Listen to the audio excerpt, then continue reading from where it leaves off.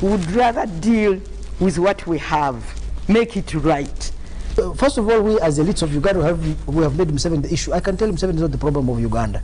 The problems of Uganda are much deeper. We can change the next 20 presidents and we'll still do this roundabout. Deeply incisive.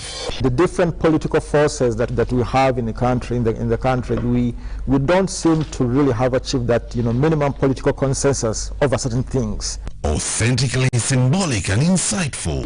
Behind the Headlines, every Wednesday at 10 p.m. with Charlse Odongo. Very welcome. Probably the most experienced talk show moderator in Uganda, with a team of illustrious panelists. Honorable Abdul Katuntu, a seasoned legislator, politician, and senior lawyer. The worst that can happen to any society is to have a press which is ignorant. Honorable Margaret Mohanka, a veteran journalist, legislator, entrepreneur, and development consultant. And Ramadan Gobi, an economist and university don. Only audit institutions, effective budget tracking, e-government, e-procurement, and curbing illicit financial flow, they are the only practical ways of fighting corruption. So, all on your public broadcaster, UBC, inspiring Uganda.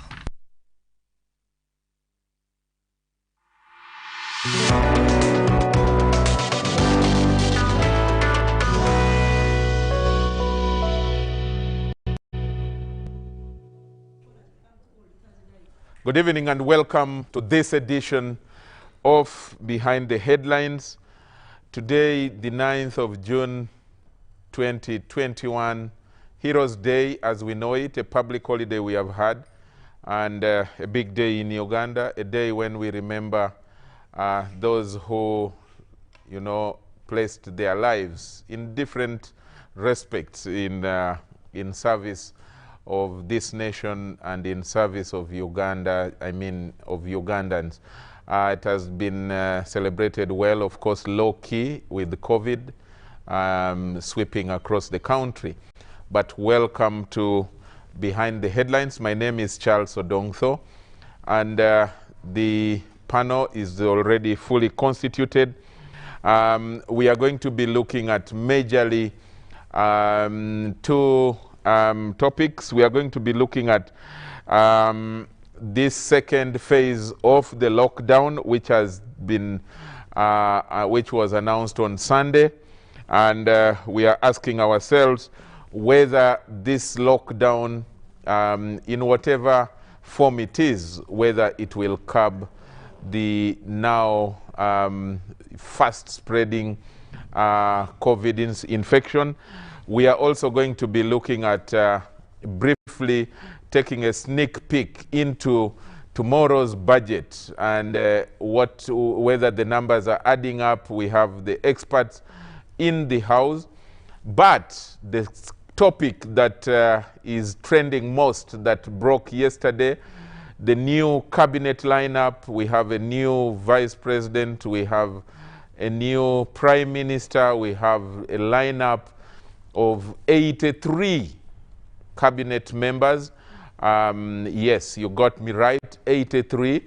And we will be asking ourselves, one of them is here with us, and one missed one, and we will be touching on that briefly before we go into the other topics. To discuss all those issues, let me start with a lady, extreme left, the Honorable Margaret Mohanka Mugisa. She is the MP for Fort Portal North constituency, and that's the new city, one of the new cities. And Mohanka is an incoming Minister of State in the Ministry of Health. Margaret, congratulations and welcome back to the show. I have to congratulate you because, one, as a journalist, we sat in the same newsroom together many years ago at New Vision, and I congratulated you when you passed on the 20th of January as MP, as a journalist, one of us, to show solidarity. But now there is a bigger one. Minister, I need to congratulate you as well. Welcome back. Thank you and good evening, viewers. We will be touching on that particular topic for a bit. Next to Honorable Margaret on her right is Dr. Albert Musisi, is the Commissioner Macroeconomic Policy Department at the Ministry of Finance. You're most welcome, Doctor. Thank you, and good evening, viewers. Doctor, don't be scared. I will save you as a civil servant.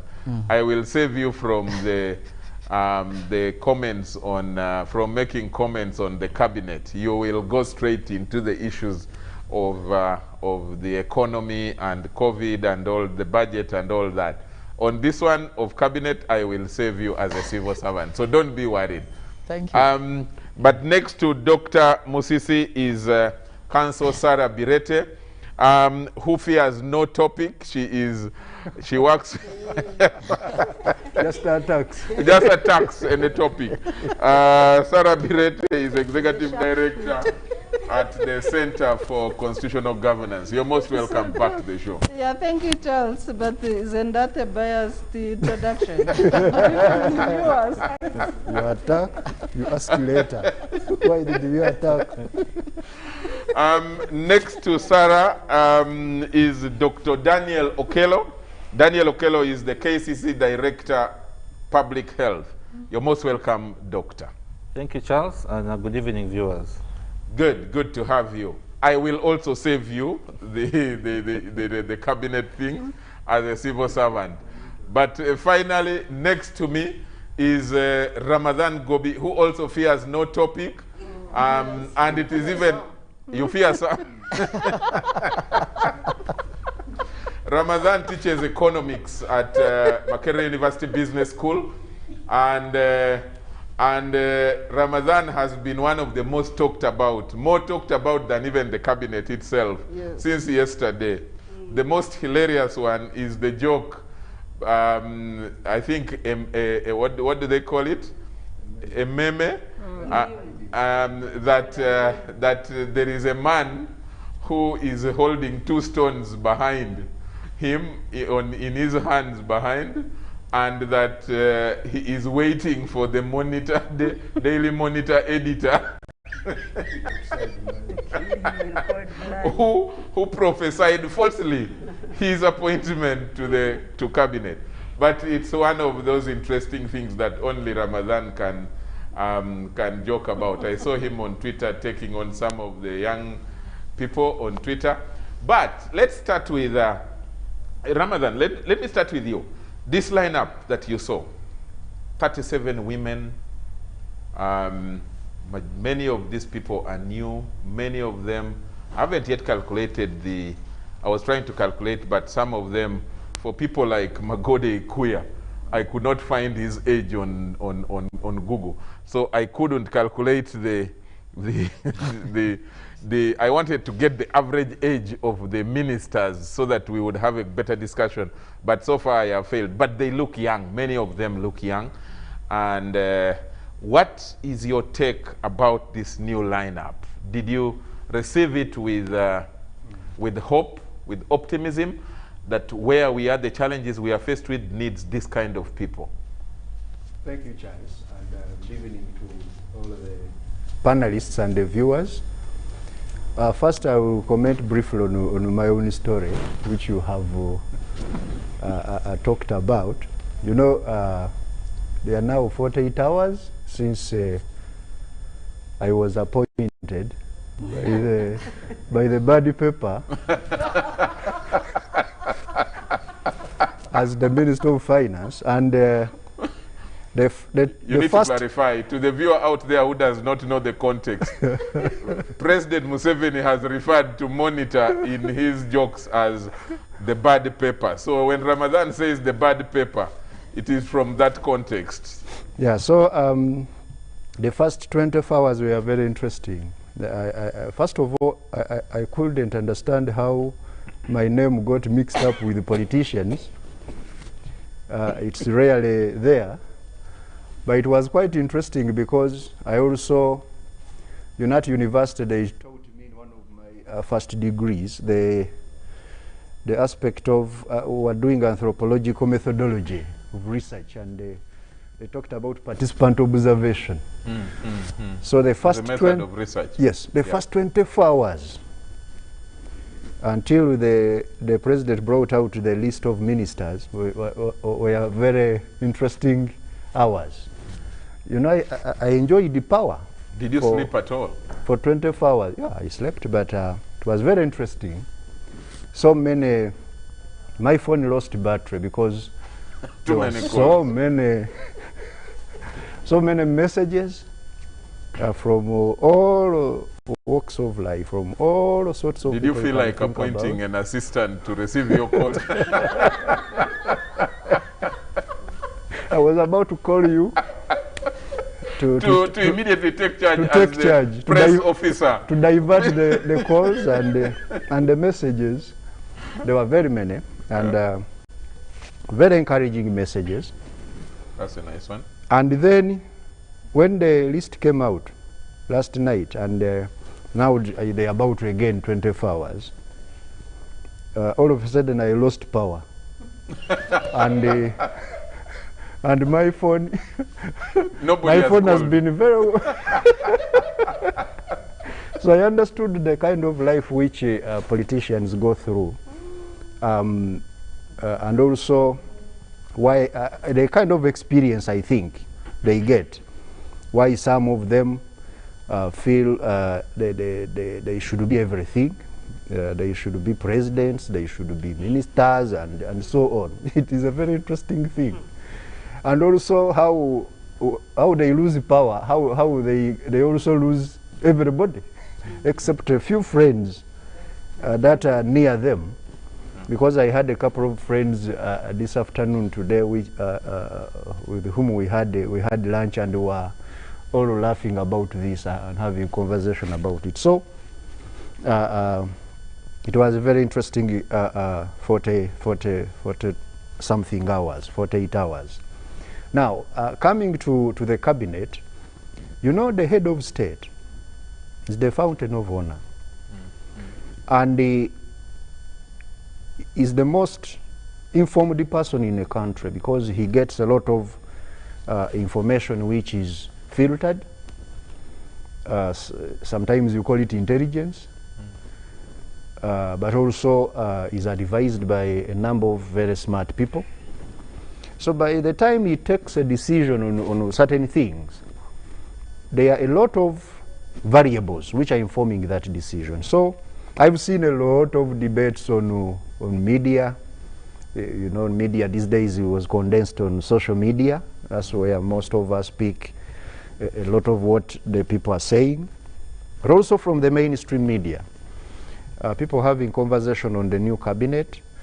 It is a very interesting cabinet because, first of all, I noticed there are a lot of newcomers in it, and some who could just actually first find out who's this one.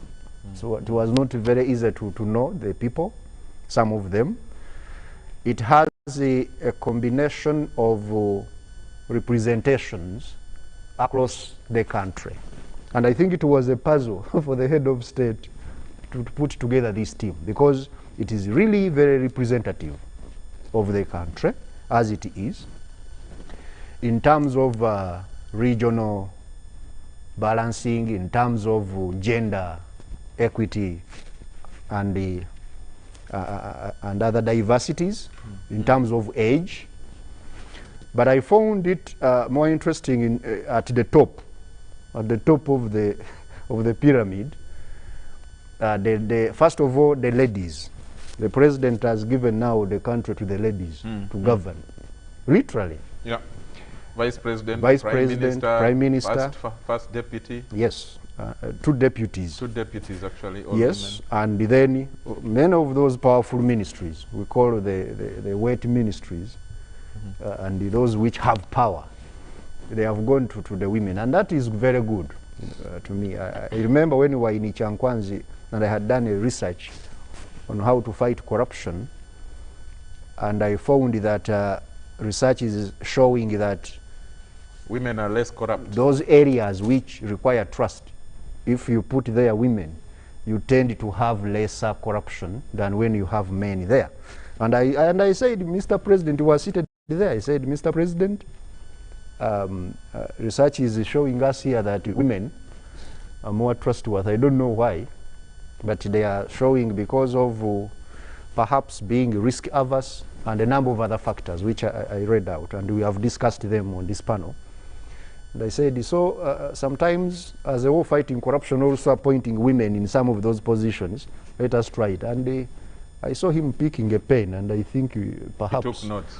Yeah, he took some notes. And there is a reflection in this cabinet. Then the younger people also, a number of them, I've seen a number of them being appointed, and more so also many of them are women. One of them we have on the panel, and we are waiting to see really how this plays out. And then also the elderly. That gentleman you have talked about, I interacted with him. When? When we were validating the manifesto. We met the SEC. And he was very, very,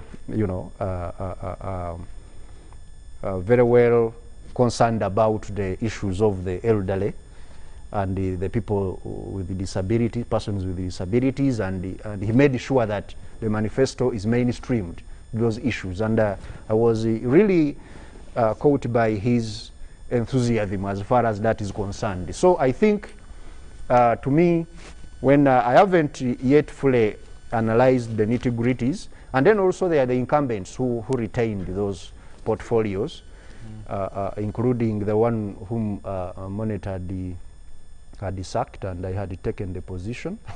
Matia Kasai. Yes, a very, very interesting gentleman, because he is a man whom I've sat in several meetings. We have been having conversations over the reforms in the budgeting and so on, and you find him a very listening leader, and a leader who looks for consensus and aspects to do like that. And when people out there see just personalities, they don't understand some of these things. So I haven't gone into depth of analyzing the nitty-gritties of the budget. Perhaps of the cabinet. I will do that in the course of time. I was first also analyzing my 48 hours of having power and losing it. And losing it. Yeah, in the same, thank you. Within the same 48 hours. Absolutely. Interesting. Sarah, your take of this cabinet, its quality, your perceptions of it, your pride or insights into it, and your whether it is optimism or the pessimism about it. Well, Charles, on face value, really the top leadership, you can see two clear things. One is women. 44%. We have, is it 44 or 42? 44. Yes, percent of women in the gender, what do they call it? Gender parity. The gender parity thing demands for 33? Is it 33? No. It is 50-50. Gender parity is equal. Men, no, women. I mean not the gender parity. What did we put in the law? Which we... In the law, a third is on local government representation under Article 108 or something of the Constitution. Yeah, but that's on local government. A third representation, which goes into... But there was a law that was made in Parliament. No. Actually, if you go to the detail of Article 32, it's in conformity with now Articles 3 and 4 of the AU Constitutive Act and Sustainable Development Goal number 5 on gender parity. So Article 32 says include women. Yes. Make a deliberate effort to involve women and mainstream gender. So when you read that together with Articles 3 and 4 of the AU Constitutive Act and Inspiration 6 of African Union Agenda 2063, together with Sustainable Development Goal number 5 of the UN SDGs, it is gender parity, which is 50-50. Yeah. So on that basis, there is a great improvement compared to last cabinet. We had about 28% of women. So jumping from that to 44% this time is very good improvement. And our worry in the women movement was Uganda lagging behind on a campaign where President Museveni showed early leadership on women empowerment and equity in his early years of leadership.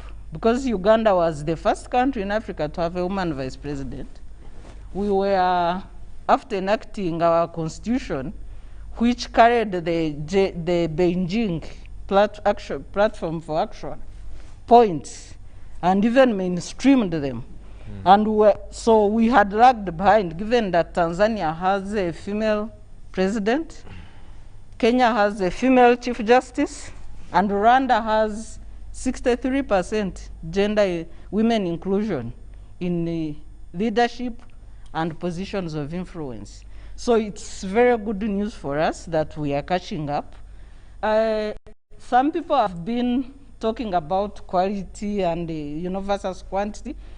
Women in leadership serve 3 purposes. One is symbolic. It allows a girl child to dream. Even if there was a woman there and you debate whether she has delivered or not, that woman presence in public, in leadership, allows a young child to dream of also coming into that position. The second is statistical, which we are talking about, the numbers. Because Uganda's population is composed of 51% women.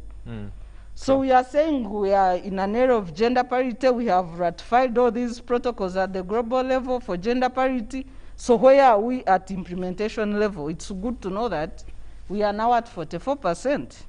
And having lost out on, previously we had a woman leader in the 3 arms of government, and that was the Right Honorable Rebecca Kadaga, Speaker. But in the new constitution, we lost out to the leadership at the level of the arms of government, because you have a male president, male chief justice, and male speaker of parliament. So we are like, we need the 2 positions, vice president and prime minister, in order to balance the gender equation. And on that basis of symbolism, statistics, we have achieved it. The question that remains is, will these women then make a difference? That's a whole different debate. Will and they we shall be in judge charge them, of decisions? We shall judge them on their performance. We cannot preempt whether they will perform or not. Let's give them the benefit of the doubt to serve. So in terms, the second aspect that comes out of this cabinet is the regional. If you look at the whole government leadership in these 5 years, really the weight is shifting to the north and east. If you look at the north, you have the Chief Justice, you have the Speaker of Parliament, yes, Deputy IGP. Now you bring in the Deputy Speaker. Northeast really is now the top heavy in terms of our government composition, save for the president. Also, there are indicators of improved service delivery in the north. When you look at the roads, I don't know the details of service delivery, but I've tested the infrastructure development. It is really improved. But the question is, also the voting patterns improved. I think the north gave about 85%. Yeah, to the president. And so when you look at the cabinet composition, it is still riding on that reward system of the voting patterns. You cannot distance it away from the reward system in the political calculations that were made. When you come to Uganda, of course, Uganda had the wave and the block. So among the senior ministers, I think they are about 2. So then more than 2. They have Attorney General, yes. There are more than two. There is Attorney General, there is Nankabirwa in Energy, yes. There is Sempija in Defense, there is Nabakoba in lands. In lands. Yeah, so far. And that's it. So there are 4. Yeah, so and those are very solid. Those are 5. Yeah, I think we've calculated that. But compared to the composition of cabinet before, the West had the Central had a bigger share than in the current cabinet. True. The West, it has slightly reduced, but it is okay. I think also the West has dominated. They have bigger numbers for them, but they have the overall. They have the elephant in the house. Yes. So in terms, I think, in terms of whether people qualify or not, or they are competent, people need to be reminded that whoever qualifies in this country to be a minister, an MP can be a minister and can be a president. And our constitution sets that threshold at senior 6O equivalent, and we have not improved it since the enactment of the constitution. So they qualify. Are they competent? Are they up to the task in the kind of required competence and trends globally? Are they able to drive the socio-economic transformation agenda? Do they fit in the global context digitally and otherwise? I will just comment on the appointment of the ICT component. Briefly, knowing that ICT is a driver, even in our NDP3, even globally, we are in a digitalized world. So appointing Joyce Sebugwa, I don't know whether she's tech savvy or not. I know she's not the technical person. But some dockets really need some kind of understanding. I thought that maybe she might not be up to the task to move at that required tech survey speed to drive the ICT sector and drive the socio-economic transformation, given our young population as a country. Good, good. Finally, Honorable Margaret, it's tough for you because you are supposed to evaluate yourself, evaluate your colleagues, but I trust you can be very unpredictable from the days of the newsroom. And that unpredictability is what I will base on to ask you what you think about this cabinet that you are part of, and whether you think that this cabinet is worth the time that of Ugandans. Is it value for money? Just before even they start work. Well, for me, I am never a pessimist in my life. I'm always optimistic that tomorrow will be better than yesterday. And today is good enough. And so, I like that. I have seen social media make memes of people, which is very, very unfair. Like Sarah said, everybody who qualifies to become a member of parliament qualifies to be a president and also a speaker or anybody or a vice president. True. It was put in the constitution. A few people tried to challenge it. Everybody thinks it should be improved because many people have gone to school now.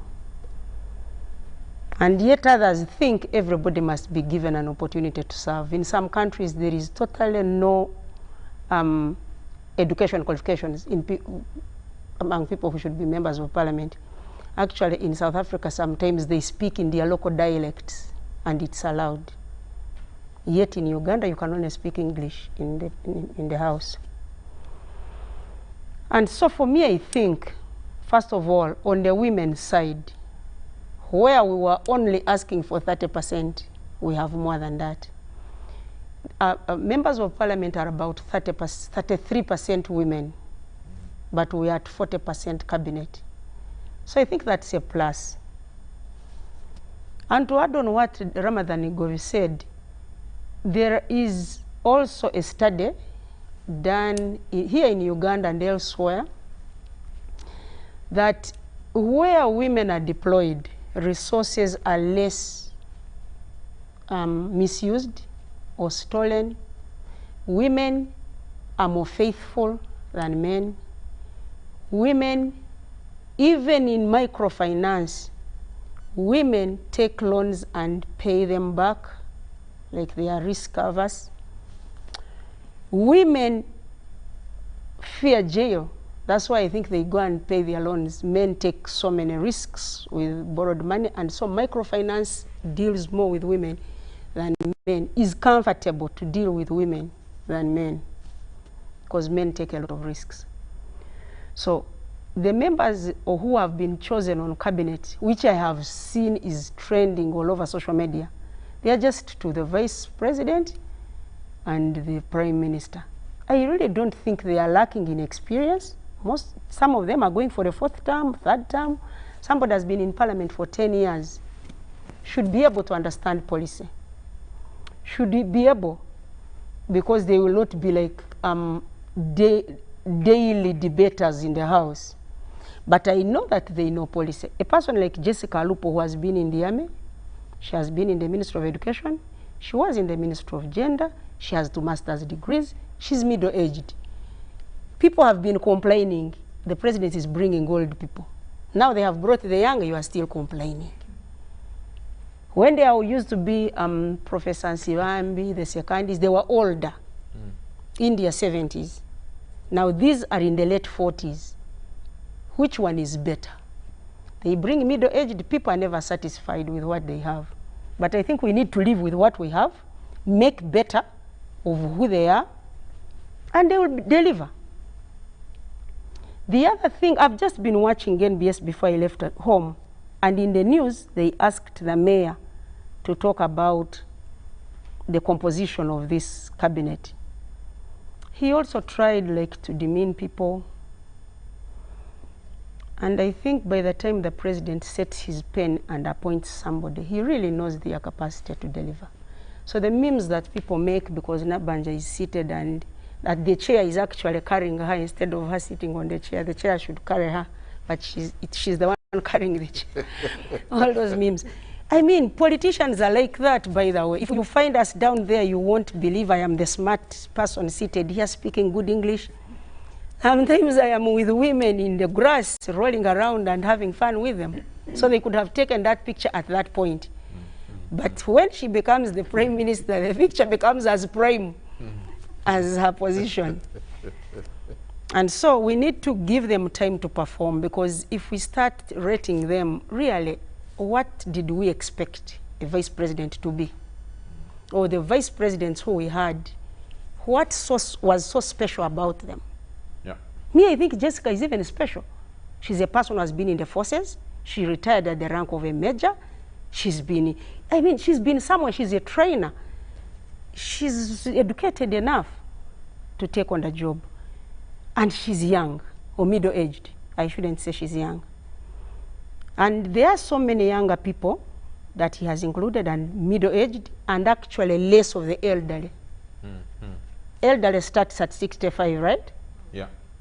So there are very few people now on cabinet who are above 65. Very few. So Okay. if this young group is coming to deliver, they will deliver. Then something else I heard about is that why do you remove a doctor, put him in ICU, put non-doctors in health? Health is not medicine, or health is not medical. Members of parliament are not going to treat, I mean, cabinet ministers don't treat anybody. Even the doctors who are there don't treat people in hospitals. They make policy. How does this ministry run? We have this pandemic we are facing. How do we enforce SOPs to have a healthy population? Okay. That is what people are looking at. How do people keep sanitation? How do people keep themselves healthy? How do they eat good nutrition? Okay. So those are the things people should understand. That a person like Chris Bariomus, he can make a very wonderful national guidance minister, ICT and national guidance. He knows the value of ICT. He doesn't have to be an ICT expert. There is Vajira as a PS. There are other technocrats in that ministry to do that. He is bringing a policy, taking it to the parliament, going back to cabinet to report how his ministry is performing and making better this ministry, but not doing anything techno. I won't comment about Chris because now he is my immediate boss in terms of UBC under him, but I congratulate him a lot for having got that appointment, and it is an elevation anyway. But this is what someone has sent. Ismail says, Charles, have you realized that even after only the interesting 48 hours of Dr. Ramadan being appointed, something like that, he seems to have learnt already a thing or two about being an honorable minister. Just pay attention to how he twists, just pay attention to how he twists his tongue when talking. It's somewhat like for a seasoned politician. I like him as a seasoned economist though, and long live to the economics that works. And then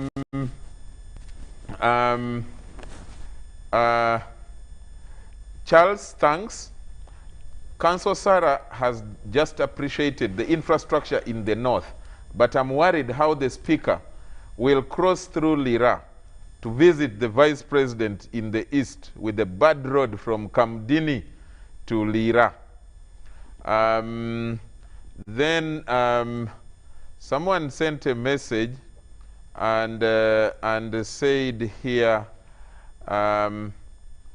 that there is a person who says, Honorable Mohanka is in the house and already adorning the ministerial dress. Where is it? But let's now move to. It is even that was a comment on a comment each from these members on the cabinet. We wish all the members success. Congratulations to all of them from here.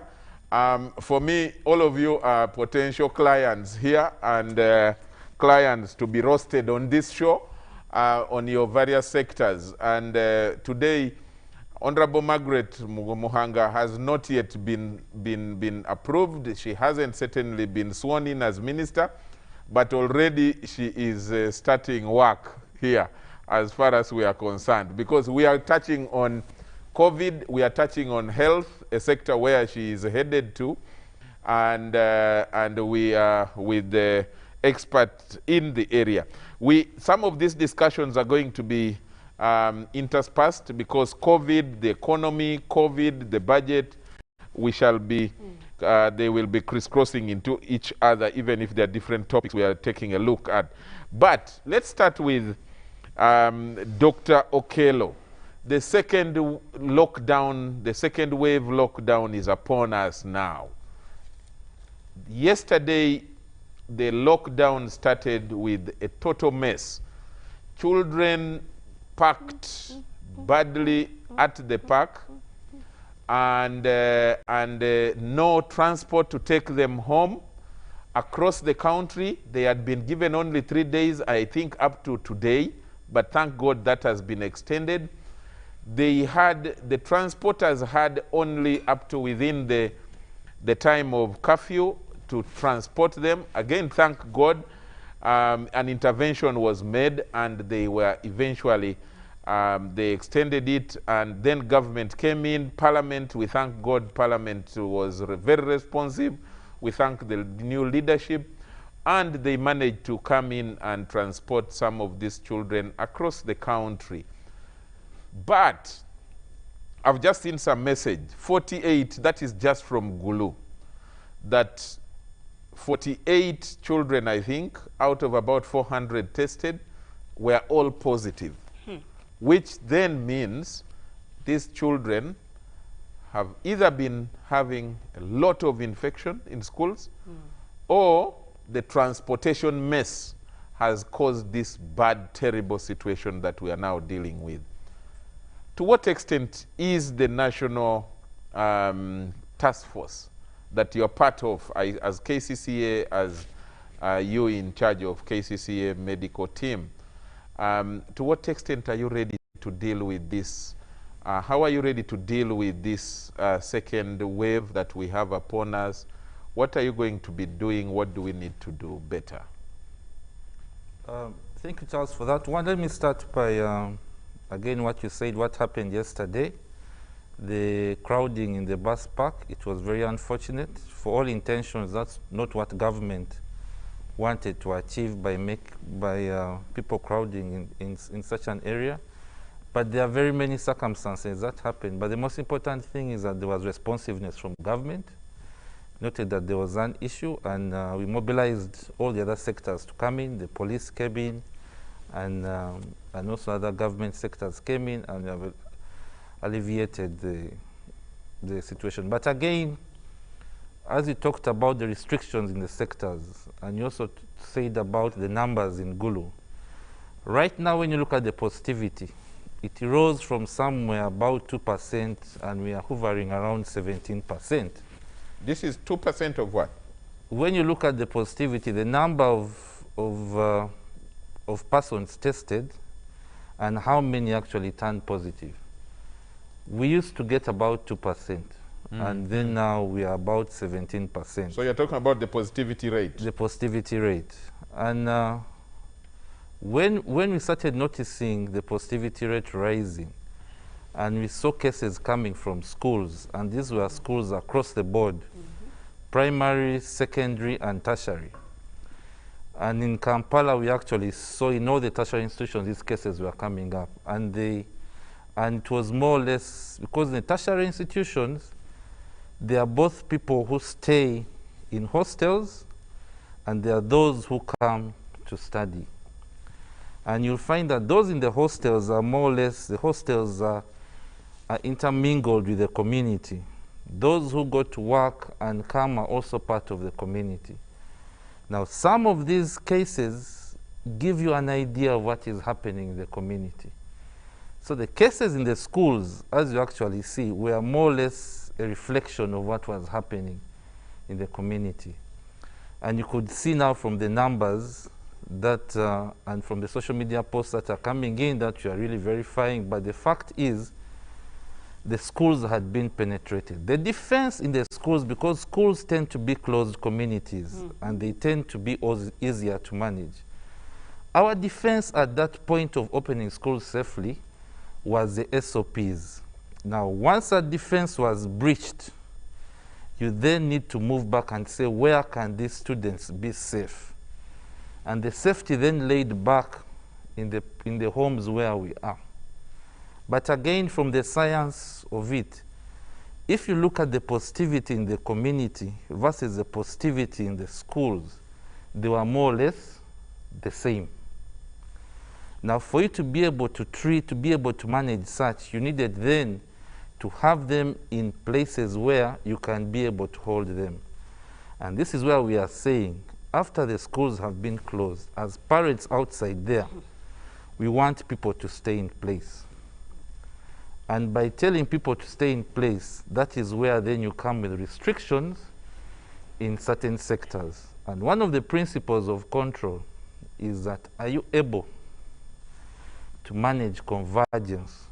Now, managing convergence means much as people can converge, are there systems in place putting on a mask? Is there a system of people being able to social distance, but can you also hold them in place? The other principle is, are you able to protect the vulnerable? From the data that we are getting, the vulnerable population, or the population where the numbers seem to be skyrocketing, were among the young. And that is why we said, how do we protect the vulnerable? With so many schools in place, it was going to be very difficult to control them in the environments where they are, because you have boarding schools and you have day schools. So bring them in situations where they can be controlled. The third thing is, are you able to have a certain level of compliance or enforcement? By closure of schools and having them in communities which in here are homes, by extension, government and the population is working together to have that level of enforcement. So yes, the surge has actually come. When you look at our peak, our graph, it's close to 90 degrees. So that is where there have been restrictions in these sectors. But the president also gave a rider, and he said for certain high-risk sectors like public transport, where there is congregation and probably the enforcement of SOPs may be low, and the arcades, he gave them a period of time and said, if you cannot be able to self-enforce, then government is going to enforce on your behalf by imposing restrictions. So saying again, will this restriction of sectors work? One, it will work from the principles that I've laid, but secondly, as the restrictions are in place, the strategy within the 42 days, and the first is, can you identify the severe people? And that is why now, if you can identify the severe people, can you then be able to treat them? That's why now you can, I think you will hear sirens both during the day and during the night because of the identification of the severe, but people are also referring themselves in severe forms to these facilities. Secondly, within these 42 days, are you able to put in systems such that the sectors that you've restricted are able to open again safely? Now, for the schools, definitely what needs to come in is that upon opening the SOP, mechanisms have to be in place to tighten on the SOPs that are there. Secondly, a surveillance system for you people to identify that this is a high-risk student should be there such that the person is then gotten out from that environment. So we need to be able to manage congregation better. But the last, which will be in the realm of the economists, is that each time there are these measures that they call non-pharmaceutical interventions, there is what you call societal disruption. Now, societal disruption then comes with a support system to handle the socioeconomic aspects. So that is now where from the 42 days, and the societal disruption is 42 days, can people continue with the classes? Those that might have been out of work, can they be able to then be supported in one way or another? So the surge again, to us, we are going to have, from what we have seen in other countries, India that locked down, Kenya that locked down our neighbors when they got the second wave, the UK, you won't get the results immediately. Minimum, you'll get the results probably after 4 weeks. So we are going to have a very trying 4 weeks, but be sure that if we go back to the basics, let us do universal masking. Yes, you'd want to go out, attend parties, hug your relatives, but for this period, let us have the physical distancing. And for the workplaces, if you can reduce on the congregation, then we are going to have, as they say, bending of the curve. The numbers will come down. If you have a do-nothing approach, the curve may actually come down, but will be reflective of deaths, mass deaths. And that's what will make you, but we don't not want to go there as a country. Every life matters. And that's why we will move to tell people that once you have these SOPs, then we can be able to bend the curve. Good. I'm tempted to first make some follow-ups before I bring in your colleagues here. Do we precisely know, as your team, why this surge came? Or it was inevitable it would come? One is that the nature of the disease. COVID is highly, highly infectious. Yes. It is highly, highly infectious. Secondly, it is a creature of mobility. And strangely, you'll find it in areas where there is a lot of commerce, there is a lot of congregation, there's a lot of crowd. In some places, they'll say it's a disease of urbanization. Now, in the first wave we had given the information and said, can we be able to, one, do universal masking, two, let us avoid crowds, and 3, let us make sure it's social distance. Now, in areas where there was congregation, that shield broke. People were no longer, you'd move in town and probably out of every 10 people, 1 or 2 would be putting on a mask. And in schools also, people relaxed upon the SOPs that were there. So 1, the level of compliance to the SOPs went down. And that was very visible. So because of that, that was definitely going to happen. People resorted back and started crowding in areas. And because COVID will tend to spread where people congregate, and once you don't have SOPs, expect that to happen. Okay.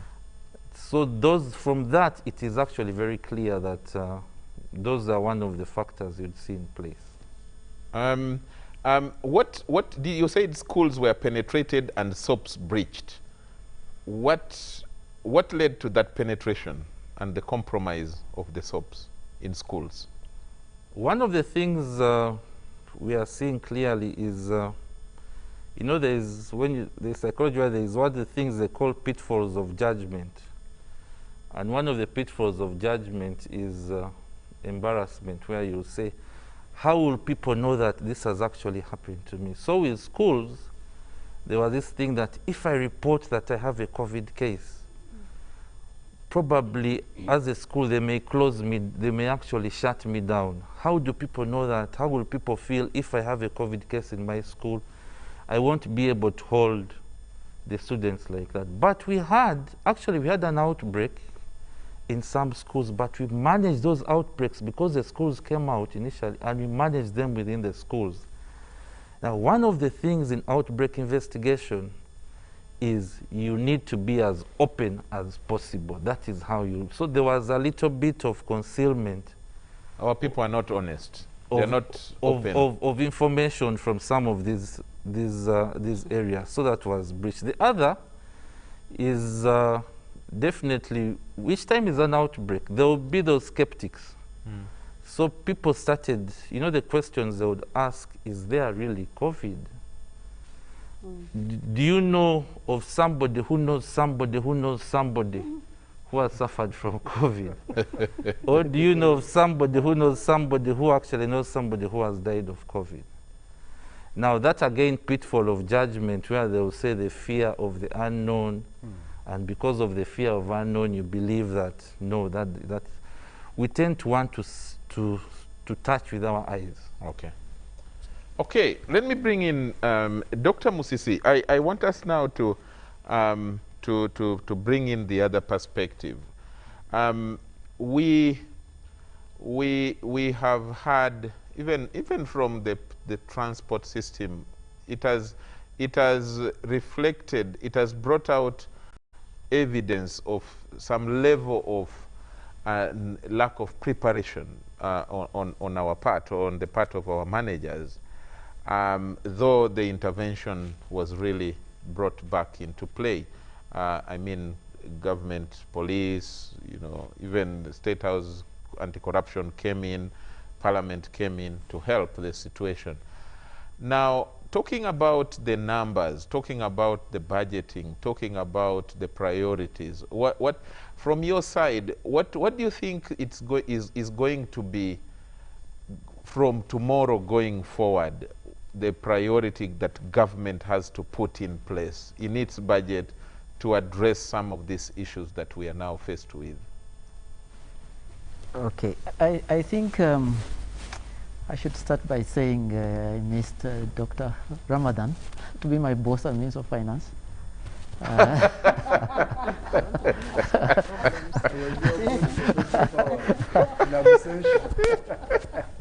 Probably I would have benefited from his presence.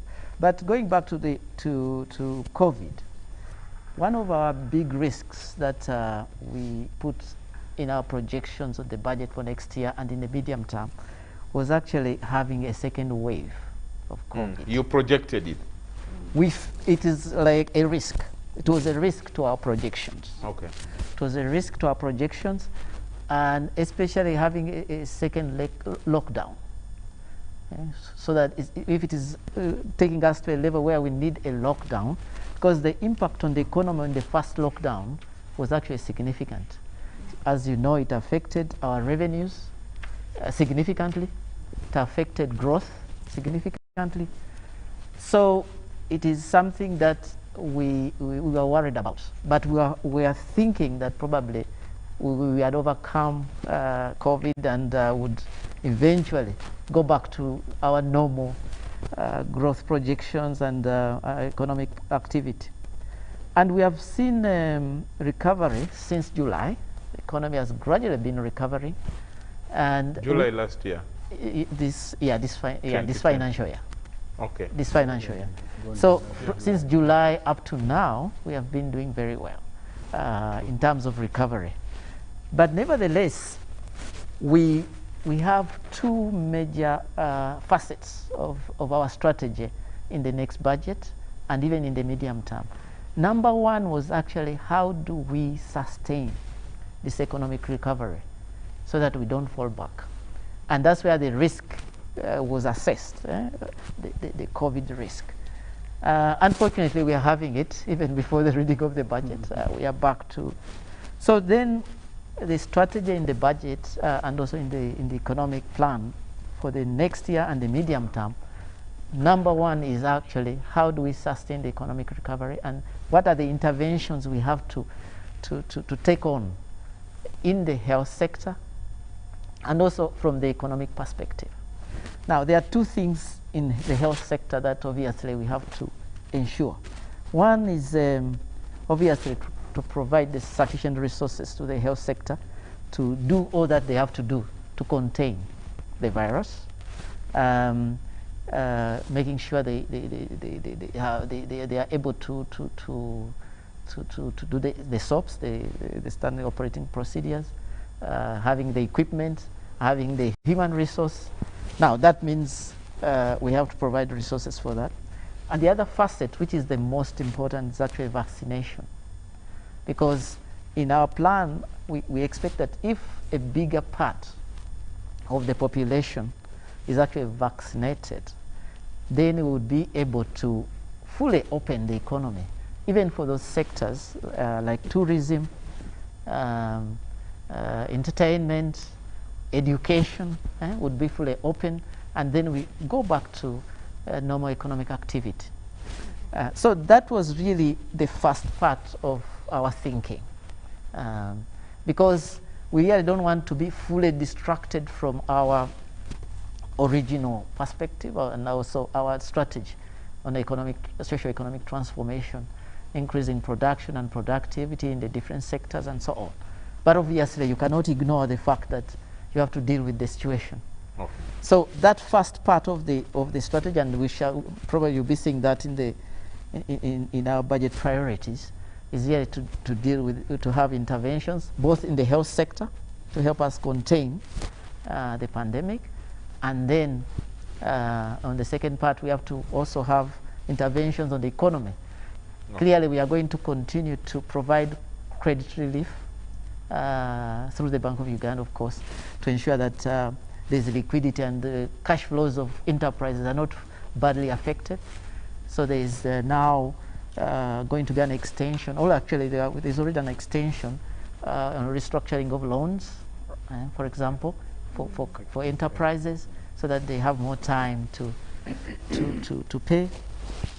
And of course, we are going to provide affordable credit through the Uganda Development Bank, Micro Support Center, and the Bank of Uganda through the Agricultural Credit Facility, mainly dealing with the sectors that are badly affected by the pandemic. As I said, tourism, education, and entertainment. Okay, Honorable Margaret, you're currently you were in the 10th Parliament. Now you are in the 11th Parliament. But most importantly, you are now headed into a direction which is very close to what we are discussing. One of the heated discussions you had was when some of the opposition people were arguing that you needed to put in more money in the health sector to cushion the COVID shocks. But that was not done, and the sense I got is that you, as government, you propose that adjustments will be made as the budget year starts, as you go along. Do you think that now, given what people like Dr. Musisi are saying, that you are going to prioritize this immediately from after tomorrow? Do you see President Museveni in his budget prioritizing COVID as a main area going forward? Well, Charles, I think where we are right now in the second wave, things may get worse than the first wave. The lockdown of the first wave was to allow government to prepare facilities to treat. But as we speak today, I think I've been hearing it on radio and elsewhere, the doctors have been speaking that hospitals are full. They opened another center in Nambole, it's getting full. Where they have put tents, they are getting full. There is no ICU anywhere for those who get severe. And that we have kids now in ICU. And previously, the strain we have did not make children so sick or so severe.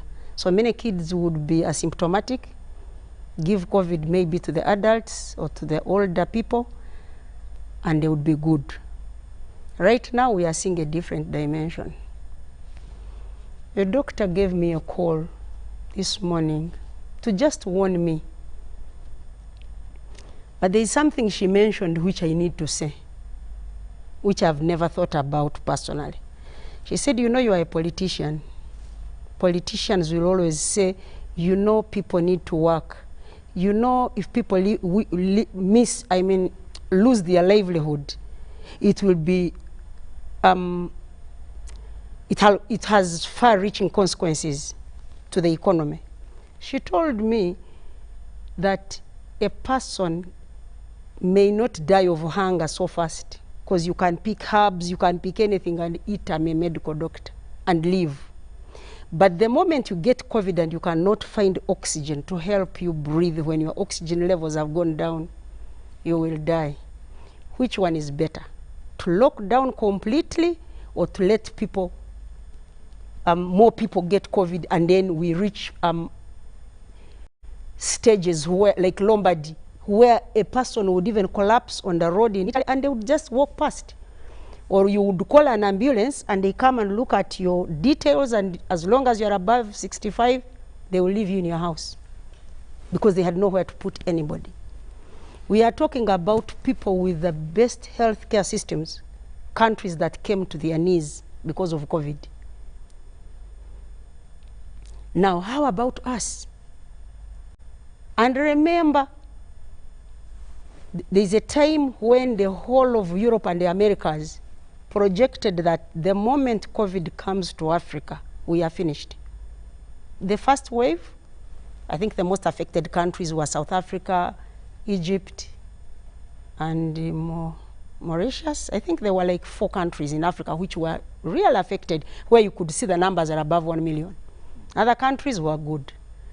Now this second wave could change dimensions, and Africa would become the most affected continent. What we need to do right now, what she told me, is that we need to speak that truth as leaders, that another lockdown must be even more conservative or worse than the one we had that time, where they would allow a few offices to open. Because it went into schools, so many kids got COVID. I have spoken to so many friends who were picking kids from schools who have told me, mine had COVID, mine I picked with COVID, mine. Jesus, we are even lucky that those parents picked their kids, took them home, and they never went sick. And the kids also got better. But in a situation where we shall not even have where to, what will happen? Good enough schools have closed. How about markets. I can tell you, I drive through suburbs of Kampala. I have seen people seated drinking on one glass in a bar, broad daylight. I heard bars were closed. Are they really closed? People are drinking in suburbs, Mbuya, Mutungo, Bologolobi. People are drinking and they sit outside and they share glasses. One person will come with COVID and everybody else. Last week when Dr. Musenero spoke on TV, she said, if you are in a taxi, 10 people, 8 these days, and one person has COVID, none of you has a mask on or they are wearing it from the chin. Most likely, all the occupants will have COVID by the time they get home. Now they will take it to all families. Those families, people keep moving. And indeed, the guy from KCCS says it's a mobility disease. It is us people who carry COVID to the next destination. Now, if we are heading to the tougher times, like the doctor says that a person can survive hunger by finding an alternative. But that COVID, there is totally no alternative except death. So which one is better? Do we want a country of so many corpses on the road?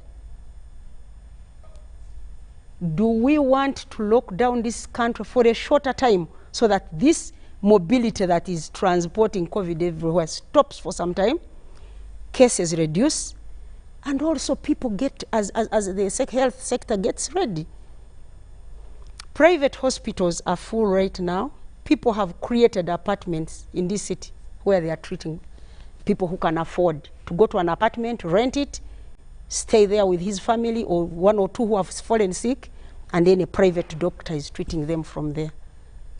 But even those apartments will get full. Doctors will get overwhelmed.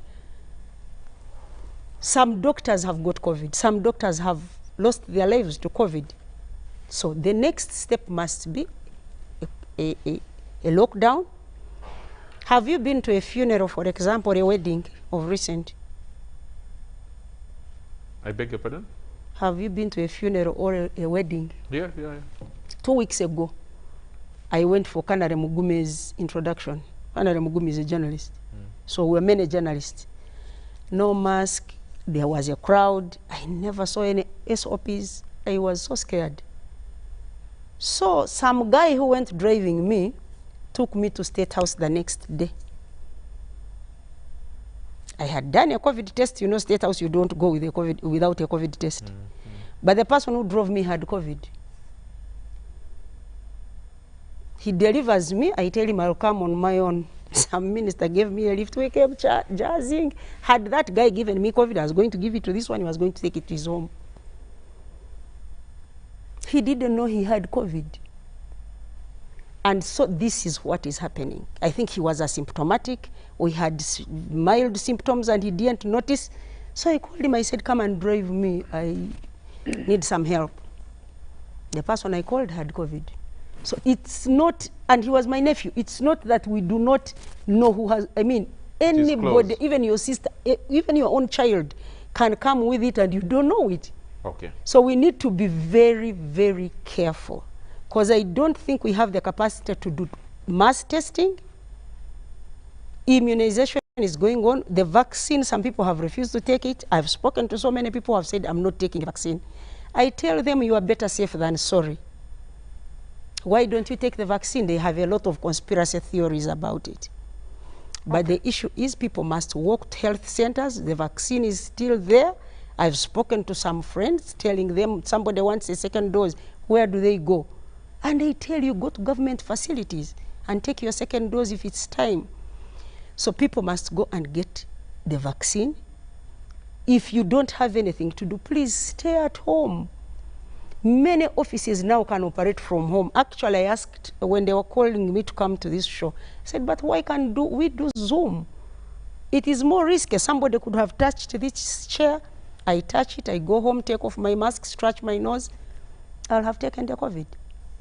So it's better people do Zoom meetings. There's a lot that can be done online for more sophisticated offices. But then there is this person who eats mereyalero, that today when I go to town, make my 5,000, is when my family gets something to eat. This is where there is the biggest problem.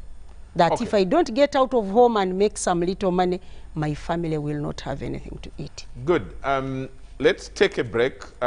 Interesting scenarios here, but I have Sarah and Ramadan to come in, but I will request that they do that after the short break. So let's take that break now.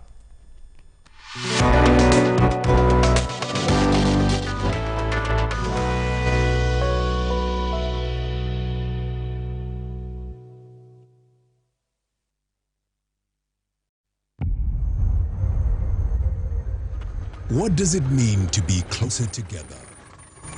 It's taking the last bus home for a surprise visit. Closer together is strangers finding a connection.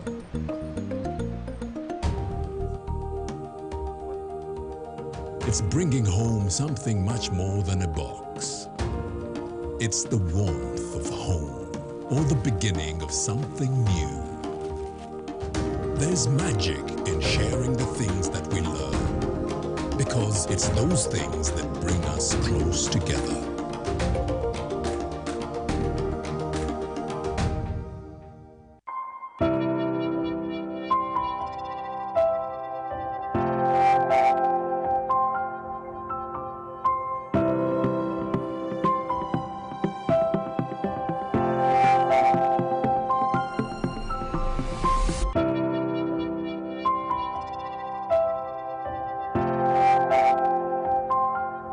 Echa COVID-19 chijja kugwa.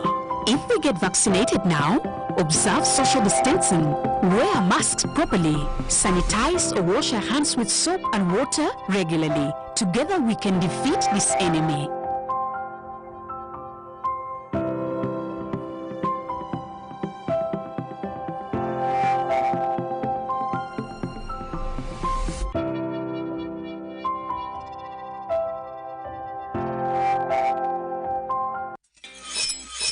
We've cut and reduced our MTN Momo withdrawal rates. Now you can withdraw mobile money at the lowest rates. You also get MTN Central Points when you deposit, send, and withdraw MTN mobile money. Visit our Momo agents countrywide and withdraw mobile money at our reduced rates from 1st May 2021. Everywhere you go, MTN.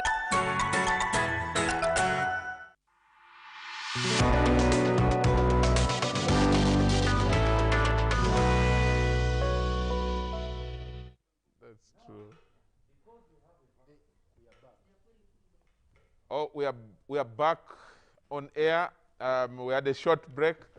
This is Behind the Headlines, this 9th of June, 2021, and the Behind the Headlines is looking at the second wave of COVID, of the corona virus, and we are looking into the lockdown. It's partial yet, but from what we are now seeing, we are going to be finding out from Dr. Okello, who is here from KCCA and a member of the National Task Force on COVID. We will be asking him within the discussion whether that we are potentially going to go into a total lockdown at some point within these 42 or 43 days. But we also have Dr. Albert Musisi who is a commissioner in charge of Macroeconomic Policy Department. And we have Sarah Birete, we have Honorable Margaret Mohanka, we have Mr. Ramadan Gobi. Let me come to Sarah first. Given where we are now at, do you think that as an observer, as someone who is viewing this from a totally, non-medical perspective, do you think that a lockdown would help the situation in your view? Do you think that we should lock down? Economically speaking, do you think, and looking at people's lives, the ordinary person that Margaret talked about, the person who makes 5,000 a day, Do you think that a lockdown would help us as a country?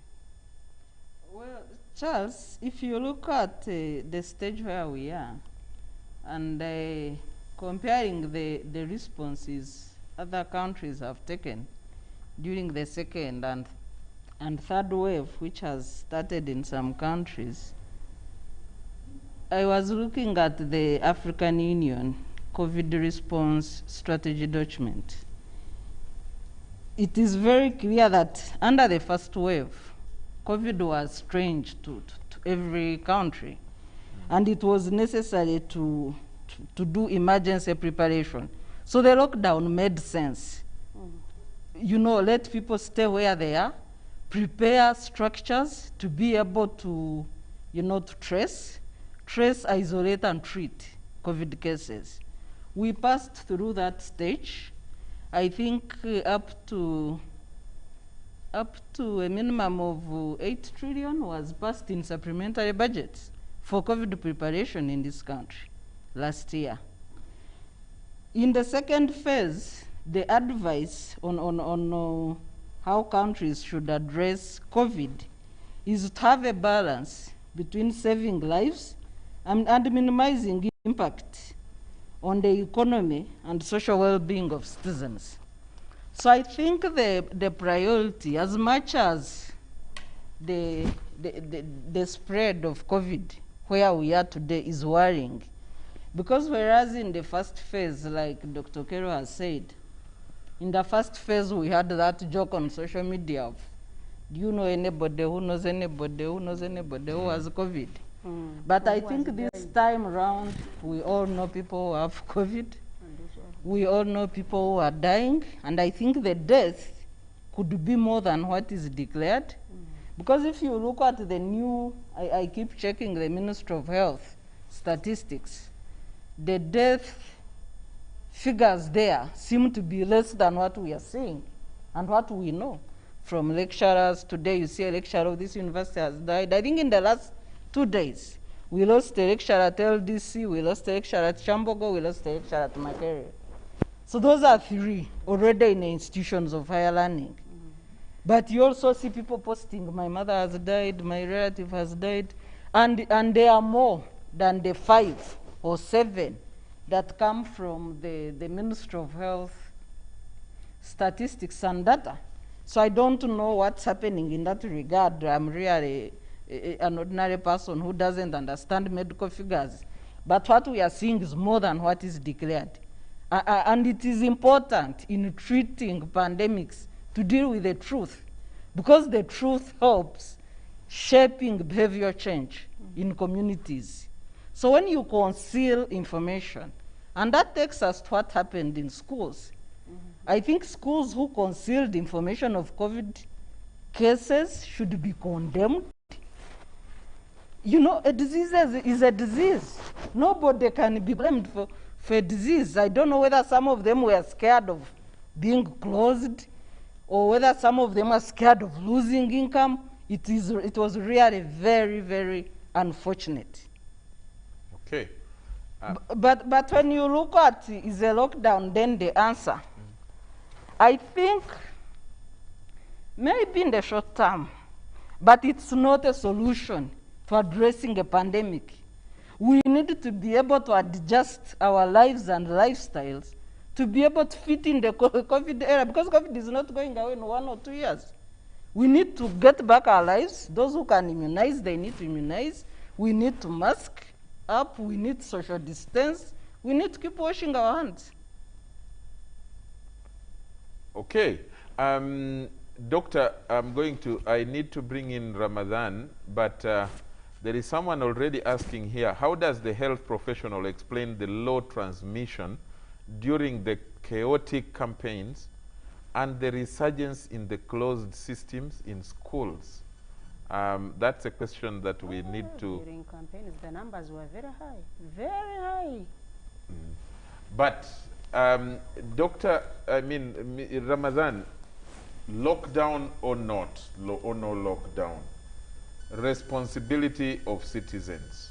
What do we, and then looking at the economy, how the economy was recovering from what Dr. Musisi has said, and now we seem to be threatened by this second wave. What needs to be done? What is the way forward in looking at the budget, looking at what we need to prioritize on economically?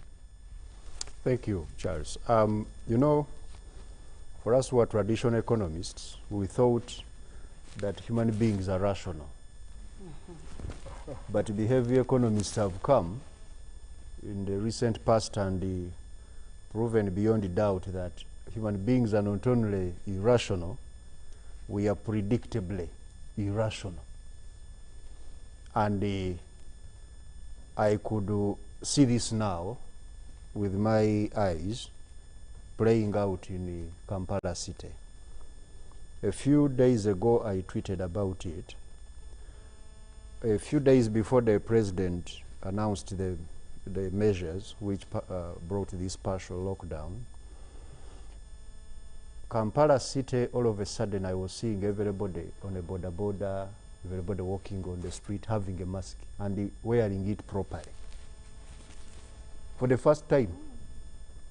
And I was like, why did we wait until the widespread of this virus, almost to every family, like the doctor said, you know, someone who knows another? And because I think in Uganda we got enough information, real, about the danger of this disease, to the extent that the president turned our sitting rooms into lecture rooms every evening, almost lecturing to us, sometimes with the videos of what is happening elsewhere, and on radios describing to people of Uganda with the scientists the danger of this pandemic and why prevention is the most effective method of dealing with it. But we were waiting for evidence. You know, in here we want to touch something. We want to see someone dead, and dead from your family. People were not even believing those who were dying that they were dying of COVID. Saying this is politics. This is what? Now this wave came to, I think, somehow help Uganda prepare for an unforeseen eventuality in the future, because I think if it had started like this, the other time we had even the politics and so on, this country would be in a bigger danger.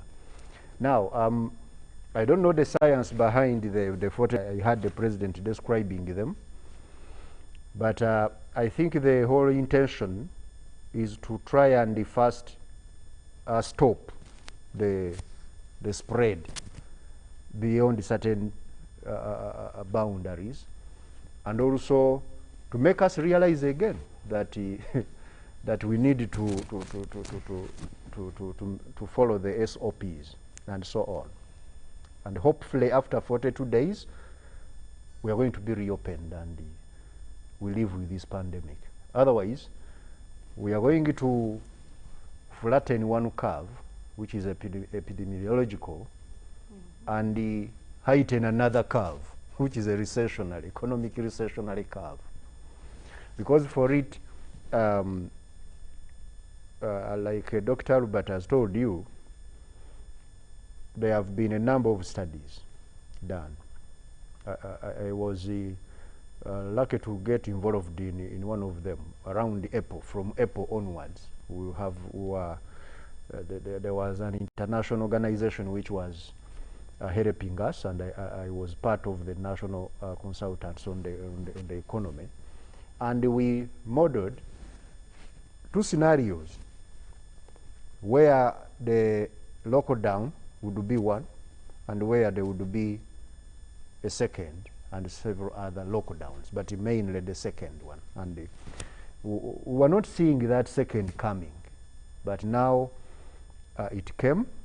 But the good thing is this research helped us to understand how the pandemic would manifest itself in terms of the economic impact, and how it should be, how government should respond, and other, the non-state stakeholders in ensuring that, number one, we contain the challenge, but most importantly, we help the economy to recover by especially supporting households to get back, you know, to their welfare, helping businesses to recover, and also supporting the entire macroeconomy.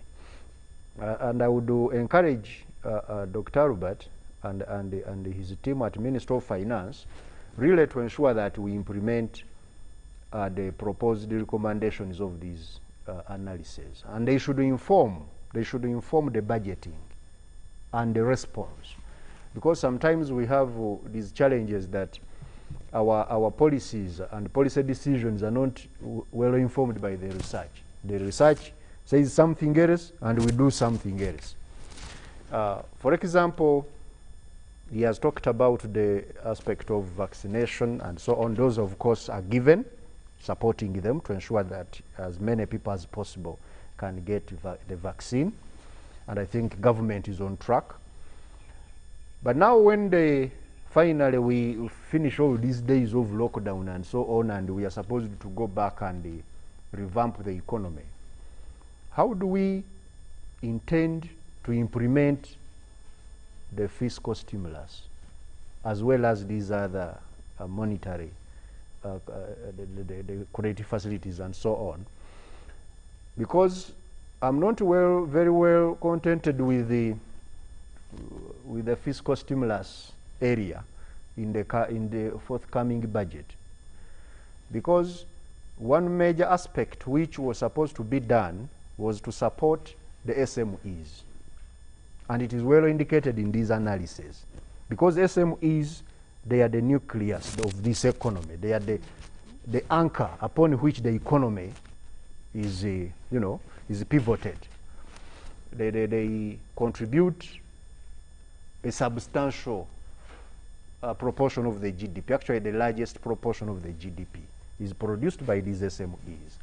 So there was a proposal to create an SME recovery fund which could leverage private sector financing and extend this credit to these SMEs. That is at the time when the economy is now reopening to recover.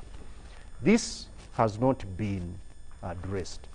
I've heard a number of political leaders and some technical people saying, you know, we have a MIOGA, we have the microfinance money. This money is not for the kind of SMEs we are talking about, which are employing Ugandans and also which are supporting a lot of our GDP production. So we need to implement that aspect.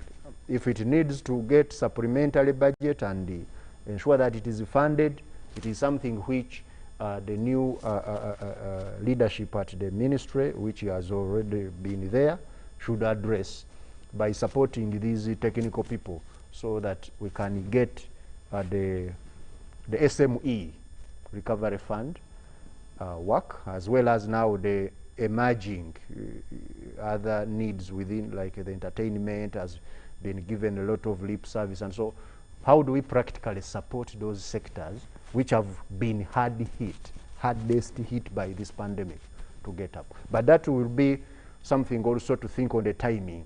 Okay. When do you do that?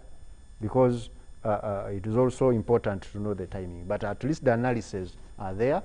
More analysis can be done to now that some more evidence is coming out, and other unforeseen circumstances, because now the doctors will tell you now they don't know how many waves will come.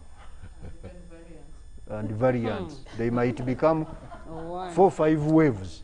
So many variants. 20 variants. You immunize vaccinated me against a certain virus, then another one comes, and they tell all of us the other one was useless. Back. Yeah. So, Dr. Musisi, before I bring in the Dr. Okello again, are you ready?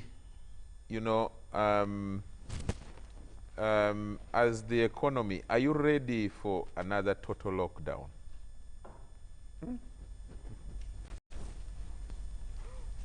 You know, are we ready for that? Are we ready? You know, as I said in my earlier intervention, we looked at this as a possible risk. Okay. A possible risk of a second lockdown. We know the impact of the lockdown, how it can be, how bad it can be. And you know, many people who are outside, say ministry, or let me say the government, who are handling this, forget that this pandemic affects the private sector as well as the public sector. And in many of the African countries, one of the major problems of a response is that they have very little fiscal space. And the pandemic affects their revenue inflows as well, right? So this limits the kind of response that you expect. That's why I had major questions for the doctor from KCC about when we lock down, what is it just the health perspective we are looking at? Because I would say the lockdown that I understand was to help us prepare so that we don't have another wave and another lockdown. So for the while I'm looking at it now, the question that you raise is more on the side of the Ministry of Health and the health experts. Yeah.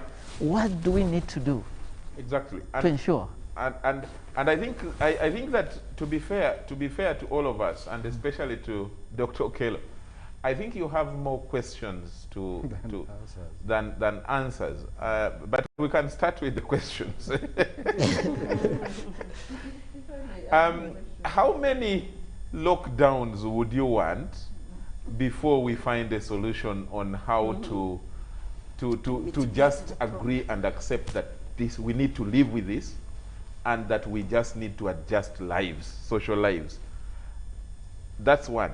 Two, and someone here called Deo Otim is asking from a citizen, he says, why can't there be information about home care for COVID? Why can't it be provided? That all that we are given is information about soaps and vaccines, but none for those who think they might have it to mitigate symptoms with the basic home care in the early stages. That's one of them.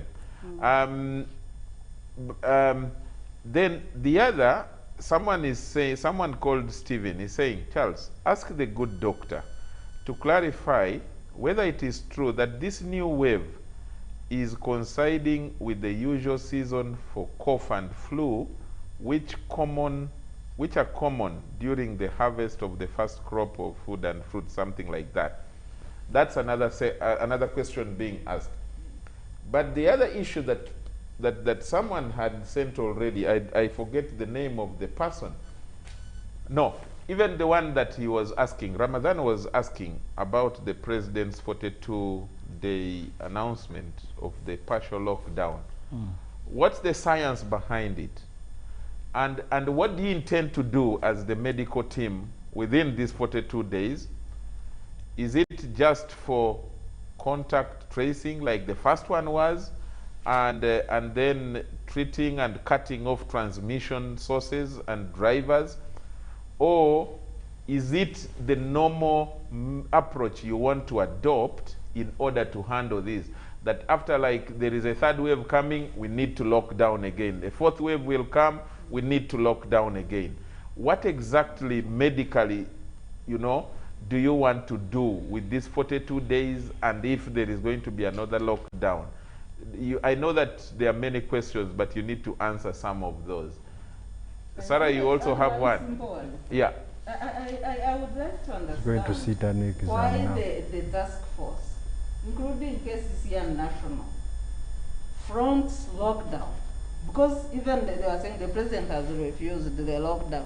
Why don't we promote other measures to prevent COVID other than a lockdown?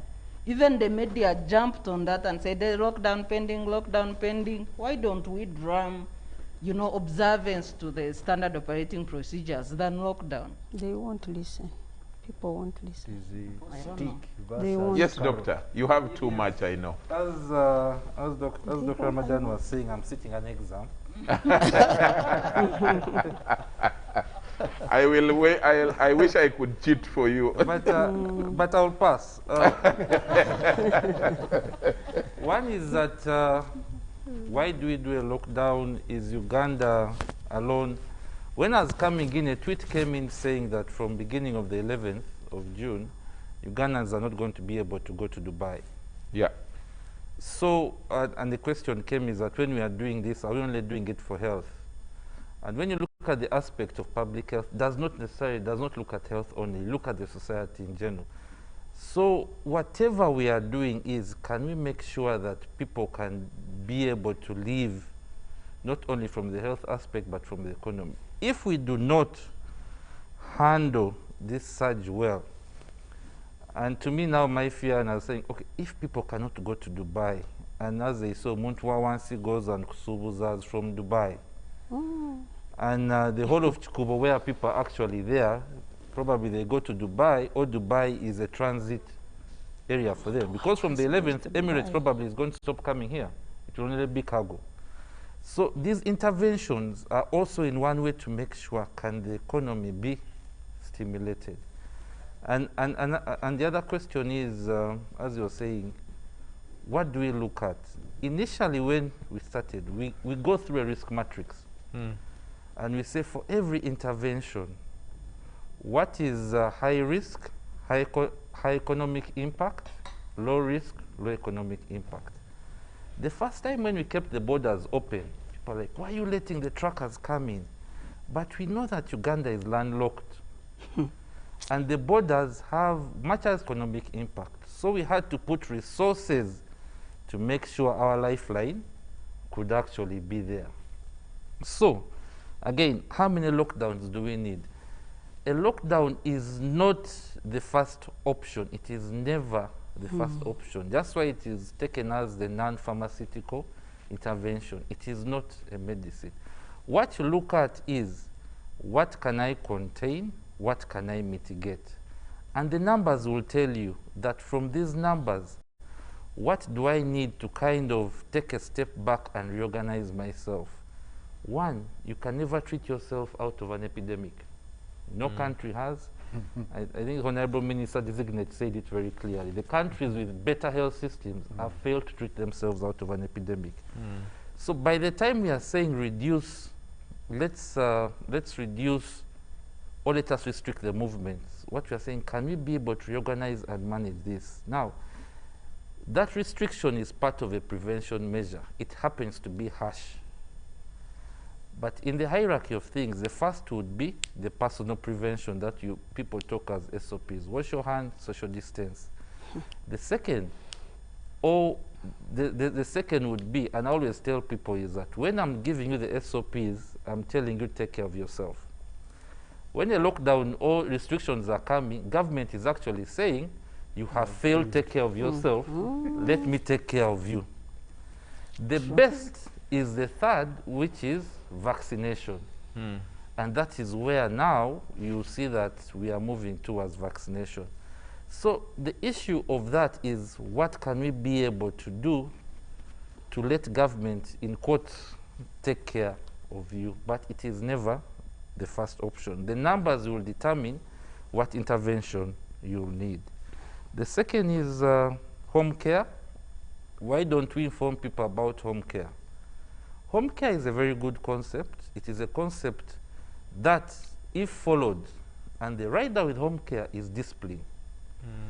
Because what I'm doing is, I'm trusting Sarah, I'm trusting Dr. Ramadan that, one, you're going to declare that you're actually positive if you go to facility X. Secondly, you're going to restrict yourself to the environment where you've told me you're going to be. And thirdly, when I get to you, you'll always check in, or you always check in, you won't set dogs to my people, or you won't switch off your phone when I'm actually checking in. So there is a criteria that we check, and we say, is this person capable of taking, of what? Of handling the home care. But it's also the feasibility. and the practicality. There will be some who you know, yes, this one cannot be able to have home care. But I know the ministry has come up with guidelines, and maybe we haven't brought it out that much, but definitely the ministry is going to bring them out in a very readable form, and people can be able to see whether they fit into that. To clarify whether the new wave is associated with seasonal variations, when you look at what we call influenza-like infections, you go back, you'll see that during this time, during the rains and when the hot season is coming, we have numbers in what we call influenza-like illnesses, of which COVID is one of them. So yes, the season or the time has actually coincided with that. And you'll ask, well, how come the same time last year we had the same season? But the numbers by then were much fewer and were able to contain. Now the numbers are more and people were not adhering to the SOPs. That's why then, as you can see, we were about to come to the perfect storm where the environment seemed to be able to favor it and people were also not adhering to the SOPs. 42 days, what's the science behind it? As His Excellency said, when we tell you go into isolation for 42 days, we believe that that is the cycle of the disease. You go through the incubation period, you go through the infectious period, and then you resolve. Now, the next 42 days is to just give that in case probably you've infected one person, those people can then be able to go through an addition of the other 42 days. And imagine you infect them on your 14th day. So they will go through another 42. But remember, each time you're in place, you're reducing on the numbers. So by the third cycle, you've come to a manageable number that you can be able to control. Is it just contact tracing or is it the normal approach within the 42 days? Now we have diffuse transmission in the community. And the first thing is protect the vulnerable, identify the critical cases, because you're trying to reduce on the deaths. How can you be able to reduce on mortality? Let as few people, let's make sure that every life matters. So what we are doing now is identify all those that are severe, get them out of the community, and see if you can be able to treat them. Secondly, ramp up risk communication. Let people realize that, yes, now we need to work together. And the only way we can get through this is government and the people. It is not about Dr. Okello. It's about all of us making sure that we are our neighbor's keeper and we can all take care of ourselves. So, and thirdly, the sectors that have been restricted, we sit with the stakeholders such that they can be able to open up safely. Now, people say that we need to live with COVID, but that statement is very loaded. And I tell people living with COVID is actually discipline. If you can't put on a mask, if you're afraid to have the vaccine, if you go to parties where there are 200 people, if you go to barrios where there are that number of people, if you cannot sanitize, if you cannot physical distance, tell you you're not going to live with COVID. Actually, Charles, I think in 01, in Sese, Kalangala, when we had an outbreak of trypanosomiasis, sleeping sickness, and Nagana. You know, the whole population of Kalangala was brought onto the what? Land. Onto the mainland. In essence, that was the first, let's say, in quotes, lockdown. Kalangala was locked down and people were brought to the mainland. And after a period of time, the animals that they left there, the cows became wild. So people would go to Kalangala, and that was the first time you'd see a wild what? A wild cow, because people had actually left. So from the point of infectious disease and the principles, they tend to be the same. So again, you're about to see wild human beings. So again, saying that living with COVID would mean that we need to discipline ourselves, and the best way to live with COVID is to have the population vaccinated. And again, if we invest in that, we invest in that early, which we know we are doing, then we'll come back to a semblance of where we were. Why the task force fronts lockdown? We do not front lockdown. we never front lockdown. We look at what tools do we have at hand to make sure that we can be able to mitigate on this outbreak. Because if you get, as I say, if you get to a point, and I gave this example somewhere, each of us has fried popcorn. When you put in popcorn into a hot saucepan, the first pops you'll even be able to hear them and count. But when you get to a point where you can no longer hear the pops and they are popping up and it is overflowing from the saucepan, what do? You get it off the fire. You switch off fire. Yes, such that you can be able to reorganize. And then later on, you have popped out of the so again, it is not something you bring up, but it is a situation whereby we are saying, can you take a step back, reorganize, and then put in procedures that can be able to help? Because, Charles, in all of COVID, there are still critical services that need to be taken care of. Women are still going to go to the facility and give birth. People are still going to need emergency services. So all that, we need to sit back and say, let us, one, as I say, the principles, with COVID, maintain essential services, reduce societal disruption, and protect the vulnerable. Those three. So in all this, we have this at the back of our minds. Interesting. If I were the doctor, the teacher marking, you have passed. I was going to mark, but you wanted to mark, please. Okay, I have several questions from the public. I don't think we are going to read them at this rate, because I want us to start winding up. Very important discussion. I think we will definitely, Dr. Okello, we may need to invite you again, even after the budget has been read, and see whether the sector interventions have all been supported by the Margarets in their budget. But most importantly, as COVID, the situation, let me ask, how long do you think that after schools now have been rested, what is going to be the peak, and how long is it going to take? People are worried that someone called Nixon from Kasese says that this closing of schools was bad. It was like telling children that distribute it amongst yourselves and then go and distribute it to your parents at home. And that is the worry that many people have. How long is this peak going to reach?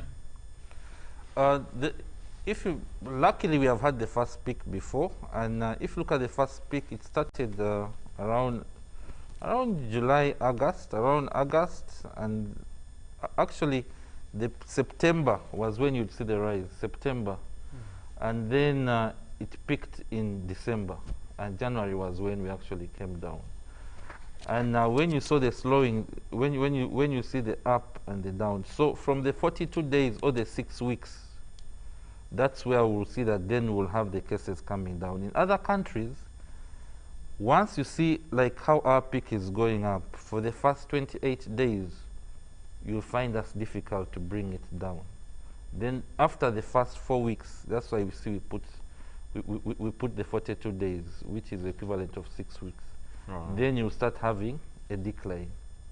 So definitely, and when you look at the numbers, we hit 1,300, now we are at 800, although for each, because we are not getting to every community, for each person we test, we believe we are missing up to 15 outside there. So the numbers are quite high. So we believe that in the next first 28 days we will have, then later on, you may have a what? A decrease. That's why again the 42 days was being given as that. Okay, let me give Dr. Musisi 2 minutes to respond to some of the issues that Dr. Okello has raised, and especially looking at the projections in terms of time, in terms of the peak, and the concerns.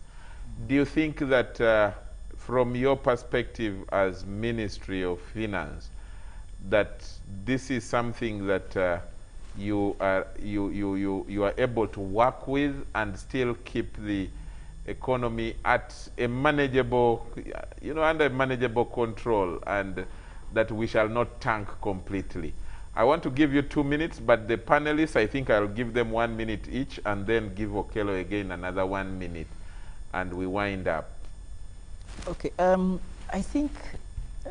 you can even tell us about your fears and what you think you're going to be doing. You know, I saw the effects of the first lockdown, and from the President's communication, after 1 week, there will be a reconsideration on what to do, if there is need for a complete lockdown or not. And from the doctor's response, apparently the solution I see that he has is really vaccination. And I think that's what I also thought, that if we can have a bigger part of the population actually vaccinated, that's the only thing that will help us from the economy point of view to actually reopen and avoid any further lockdowns, right? Now, the program that we have for vaccination is what was not so clear for me from his response, given what we have heard about the kind of constraints that we have been facing in terms of just accessing the vaccines themselves, but also the way we have reacted. It's only, I think, when they made the decision to do a big vaccination rollout at Kololo. And I think before that, there was this, oh, people do not want to vaccinate, they are worried.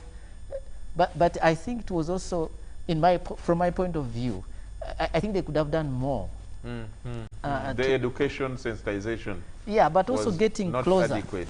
But also getting closer to where people can actually come and vaccinate and get vaccinated. So the plan that we have now. The good person actually is on your left, that you should now emphasize that too. The moment she reaches there next week or later, yeah, she needs to take that up. Yeah, because if it's just access to vaccines, that would be understandable. But if we have the vaccines, I think we should have a more robust planning on how we are going to do it, and we can do it much faster. You saw what happened in the US. Yeah. By that changing their approach, they managed to do a lot. Yeah. That's the same thing they have done in the UK, and it has helped, right? So they have reached a point whereby they now want to even donate some of the vaccines, right? So I think we can be more proactive in terms of the vaccination, and that's the hope I see for us from an economic point of view, because that would allow us to fully reopen. And then but otherwise the SOPs, from what I have seen, unless we go into serious enforcement. Somebody just sent me a text as we are talking that in my village where I come from, which is just Entebbe here actually, they tell me that they were enforcing, actually the police and I think the soldiers were enforcing masks. You had to put on, if you come to the market area without a mask, they would not allow you in or go in. So I think we can enforce the masks, but otherwise without proper enforcement, I see that some people actually don't seem to appreciate the fact that we need this mask. I think we can do more enforcement, but I'm more hopeful from the vaccination point of view. Okay, good. Honorable Margaret, you hear what Dr. Musisi is saying. Is that something you look forward to taking up with your colleagues, even at even the technical team at Ministry of Health where you're going, that one, there needs to be enforcement, and if you advised so to police and other law enforcement organs, they will do it.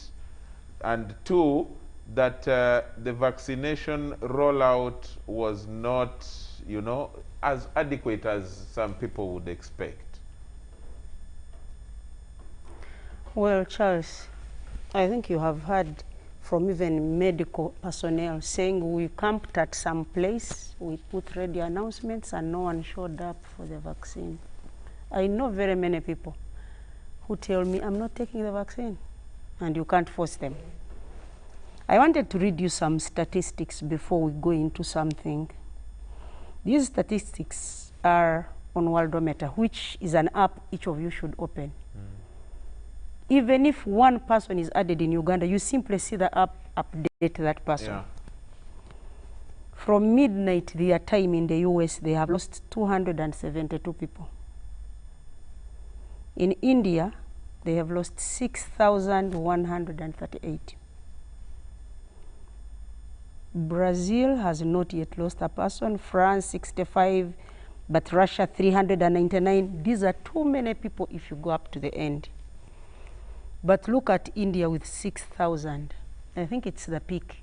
Because even when the US would lose 3,000, 2,500 or 1,500, when it gets to 6,000, what doctor was saying, I think it's Dr. Ramadan, that do you, Dr. Okello, do you know anyone who knows anyone? My children have ever asked me that question when COVID had just come. But mommy, have you ever heard about anybody who has ever got COVID? I said, I've not. But you know many people, how come you don't know? Even a friend who knows a friend and another. I said, don't bring conspiracy theories in this thing. COVID is real. And COVID, we had said this earlier, that it put the countries with the best healthcare systems to their knees.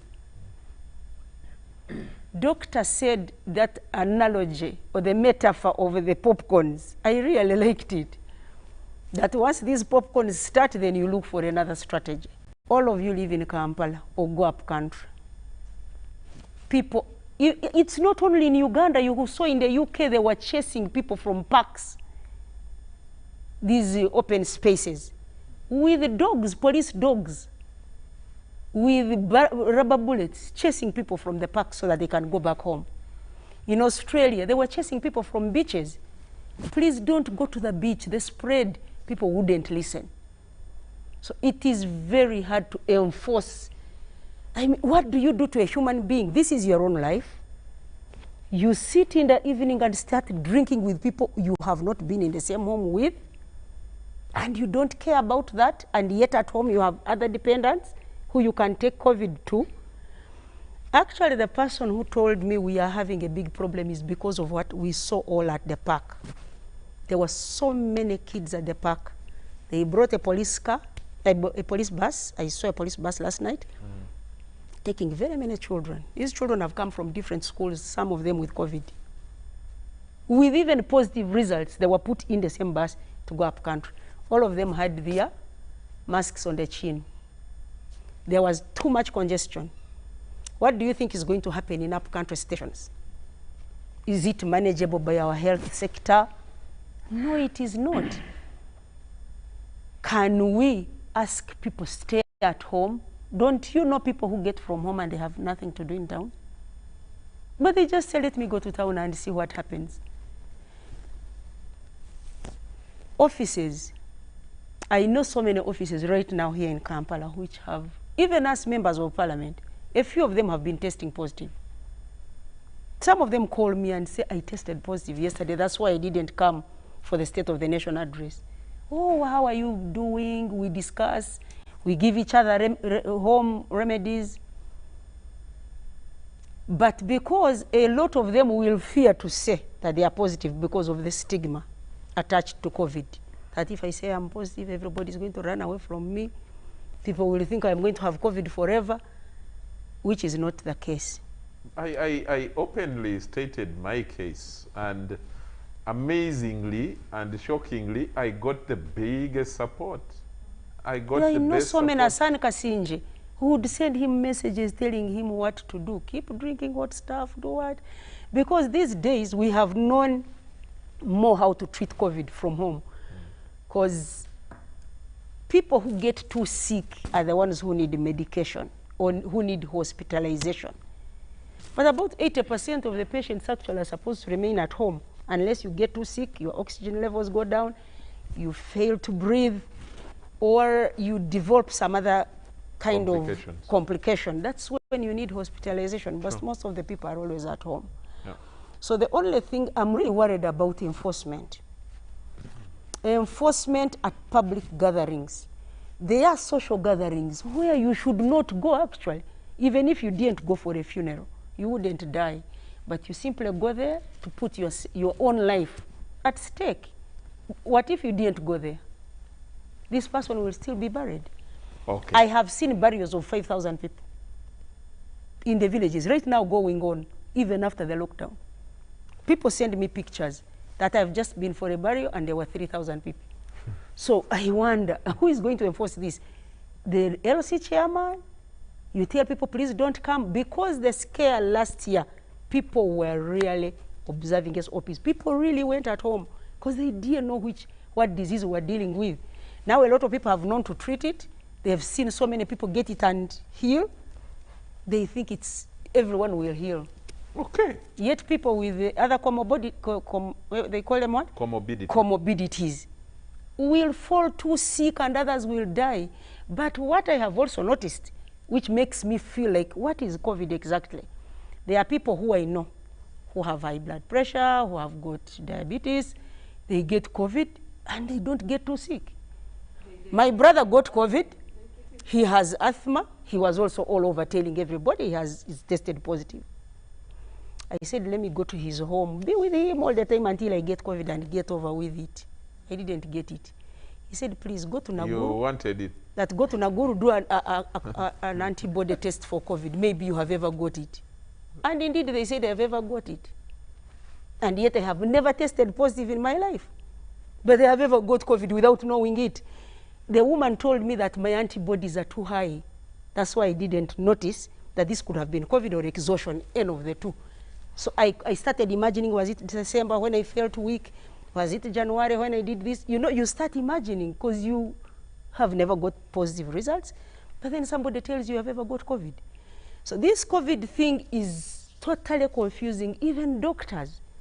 I asked a doctor friend of mine in South Africa, how come people who smoke a lot, they drink a lot, get COVID and they are not too sick, they are symptomatic? And yet you say it's a respiratory problem. The doctor told me it's both respiratory and vascular. It is confusing people until maybe 5 years later, doctors will find out exactly what COVID is. But for now, somebody with asthma, my brother, I told him, what are you feeling? He said, I felt some pains, and that's how I went to test. But I got scared, I bought everything, he put everything on his phone, his thing for measuring temperature was always here. He had something here on his arm for testing high blood pressure, and they were all giving him information on his phone. So scared that I have asthma, this is already an underlying condition, so I'm going to be too sick. He kept calling the doctor, but I am not yet dying. The doctor said, you may not fall sick at all. Would he inform the doctor if he died? Yeah, that please, I am not getting even too sick. You know, he's very stubborn. Very interesting. He kept calling the doctors and telling them, I have this underlying condition. How come I'm not falling too sick? And yet people without any underlying condition I think the best public information to pass is for the people who suffer it, that we are losing so many, especially this week and last week. There are people, you hear this one, you hear the other one, you hear a young person of 25. Yeah. Then, and when you ask, you get classmates and all that, then you discover that someone actually had asthma, someone had obesity, someone was obese, someone actually had high blood pressure, you know, and there are some cases where some people actually have nothing, but they are dying. And they are dying. So I think that's the information that the public out there has to know. And to the task force, I think you need to increase the level of communication and also enforcement. I think, Honorable Margaret, when you go to the Ministry of Health, I know your team there already. They have only removed Dr. Kaduchu. So Dr. Diana, Dr. Cheng, they are the same team that you are going to back up, and you have to really think about enforcement. There is no way where people want to die that they should die. Sarah, I need to, going forward, what do you think that should be done given what we have heard from Dr. Musisi and Dr. Okello? No, I think we need a three-step approach. One, like for all diseases, really is prevention. The best measure against any disease is prevention. But beyond prevention, I think we need to have clear messages on how to psychologically prepare people, including immunity boosting, which I think we have not paid so much attention to in our approaches, and the early detection and treatment. Because as much as you're saying people are able, even if you have underlying causes, you are able to get COVID and have it heal without falling critically ill. It's early detection and treatment. So we need all these messages to come out. We shouldn't send one message of lockdown, like I had said, Dr. Okello, lockdown, lockdown. So what after lockdown? If this is a disease that is here for long, even if you drum lockdown to scare people, then what happens beyond if they overcome their fear? Then what happens after lockdown? How do you handle that? I think you need to have that strategy in your communication. And then how to emphasize home care. Because finally we can't all be in hospitals. Emphasize home care, how to treat, how to isolate, how to deal with isolation cases. I've been hearing stories of people who came from school and how they are locked up in their bedrooms, and the psychology with the siblings who want to mix with them. So we need to have that detailed communication strategy and amplify communication, because finally, for any pandemic, it is about behavior change. So we need to have an elaborate communication strategy going forward. Okay, Mr. Ramadan Gobi. Quickly, I think for me, the enforcement... And you need to speak from both sides, the health and for the interventions, and then the economy. Yes, very quickly. The enforcement part has been emphasized. I want to overemphasize it. Just this evening, I saw the police has arrested dozens of people in bars in Kampala. They have just shown here, Kamocha, wherever. People in the bar. Can you imagine? Those people, the president said they went to pay fines. I think now with people with money, they will put aside the fine and go and drink.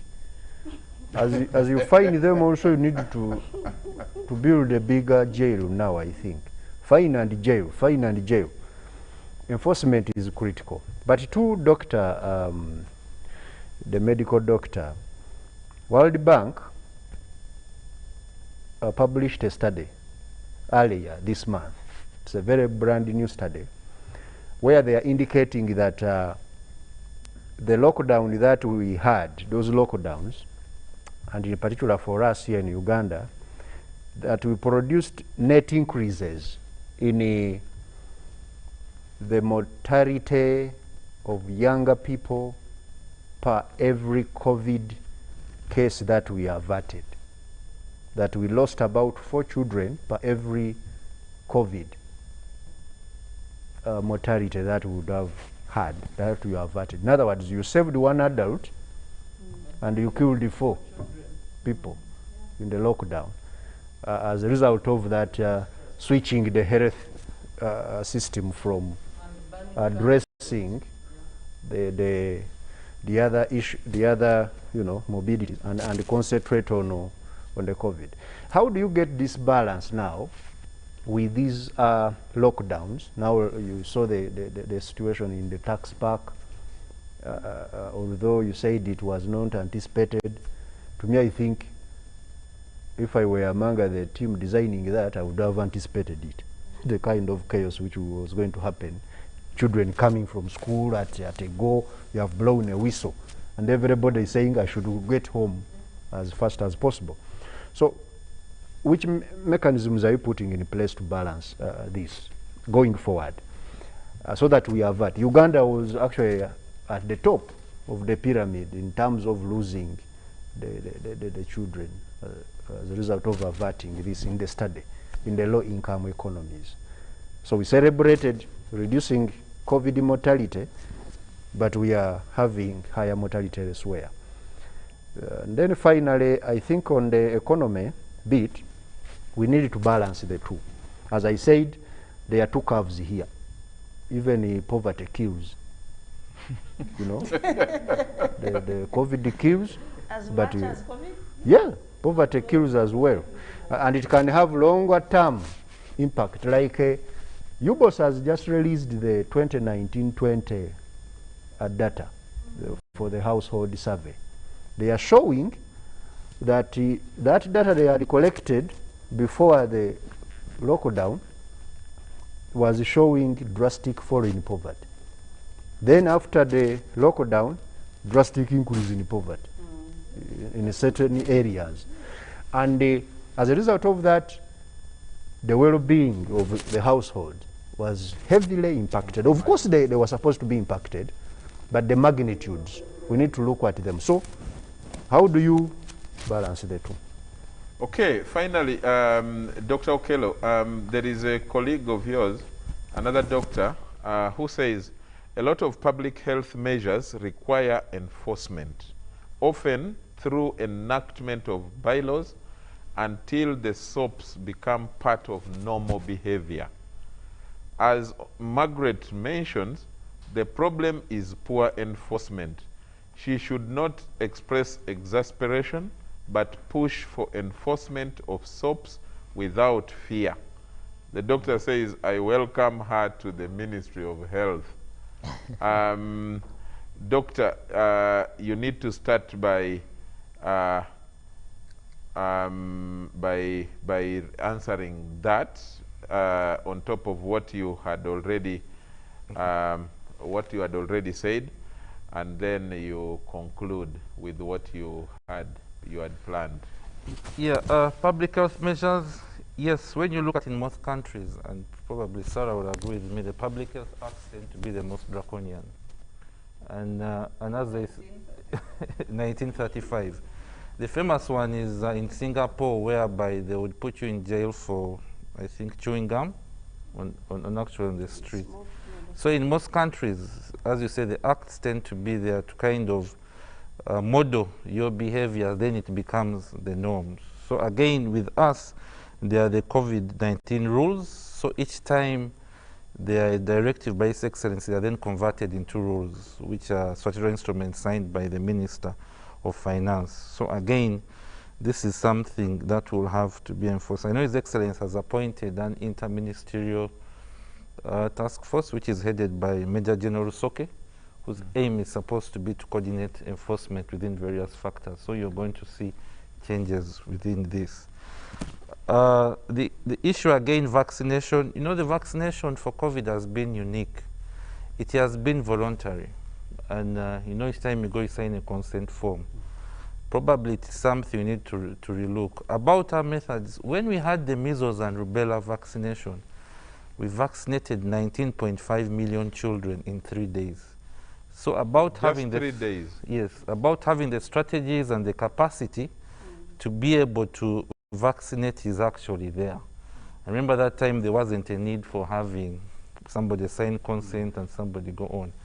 Now again, Sarah here, considering that it's a public health measure and you need to be able to protect other people, do we need again to go through the issue of consent, or does it, in order for people to go through? It's a loaded thing, but it is something we need. It is something we need to put up there. No, actually, if vaccines were available, the effective lockdown would have is to say, if you are not immunized, stay at home. Yeah. Yeah. Yes. So again, that is That's something. what most airlines are doing right now. If you they don't can. have your vaccination certificate, you stay at don't home. bond. That's something. Again, about enforcement. I was meeting the stakeholders, the taxi people, the borders, and the landlords. And I told them one thing is that I grew up knowing that if I wanted to be thrown out of a taxi, light a cigarette, you would actually be kicked out. So I told them, if you can kick someone out of a taxi for lighting a cigarette, why can't you kick them out for putting on a mask? And I told them, for not putting on a mask. Yeah. Because it is something we have done, we just need to change. I told the landlords, if you can lock someone's shop for not paying rent, why can't you enforce for the shops whereby people are coming in within masks? So we are not asking anything new. All we are saying, we can get out of this, but we can only get out of it together. And to me, that is the message which has to go there. Asking about the vaccine, there is some misunderstanding out there recently, especially where there have been reports that some people who have taken the vaccine, whether first or second, have fallen victims as well, have either died or been infected. What is the reality? A lot of that is going on social media, and it is one of the lines used for the, the campaigning the vaccine. Is it true that if someone has COVID in their blood, and then they get the vaccine, that it gets worse? That is the kind of information out there. Some clarification from you as we wind up. One, we are seeing two things. Some people do come after they know they have been exposed, and they think once I get the vaccine, it will help me be able to fight the disease. But remember, for you to get the effect for the first dose, 21 days, then again 6, but within those 21 days, you still need to have your measures in place. The other thing we are seeing is that when people get the dose, and Dr. Ramadan, I'll borrow from you, this was from the behavior economists. Is it the Pazman effect? Whereby when people do, like when you put on a seatbelt, you'll tend to drive faster. Because you think you're safe. Because you think you're actually safe. When you buy insurance, when you tell people, I can knock you. I can actually knock you. Pay. So again, some people, when they have taken the vaccine today, they'll say, I can go and do whatever I want. But there is that 21 days for the antibodies to build. So some people who get within that period may not be protected. Others, again, come when they're already infected, they don't know, and when they get the vaccine, others saying, again, association and cause. And I would give you the example. You know, the Golora says that when I look at a woman, she'll get pregnant. If by any chance that he looks at her and that woman gets pregnant, somebody would actually associate and say, you know what, Golora actually can look at you and you get pregnant. That is association, but not cause and what? It is not cause and effect. Because the science behind You're a brilliant teacher. So again, that is what we are seeing. And because of the issue of association, that's how conspiracy theories tend to build. So in order to fight that, you bring in the facts that, you know what, Golora doesn't look at a woman as she gets pregnant. There is a proven way where that actually does happen. So I hope I've tried to clarify. You are wonderful. Thank you. I think we need to get out of here. Time and midnight. And yeah, it is past midnight. I want to thank Ramadan. I want to thank Dr. Daniel Okello. I want to thank Sarah. Thank you so much, Dr. Albert Musisi. We will definitely need to have you guys again. Thanks to Honorable Margaret Mohanka, Minister Designate for Primary Health Care. And out there, thanks a lot to all of you who are followers of this show, and continue being here with us every Wednesday, 10 to midnight. And from the entire team here, we want to wish, we wish blessings to all the new ministers, the new members of cabinet in your numbers. We pray that you're all successfully approved when the process starts. But to the entire country, we stand together with you in this tough period of COVID, and we are praying that you are much better.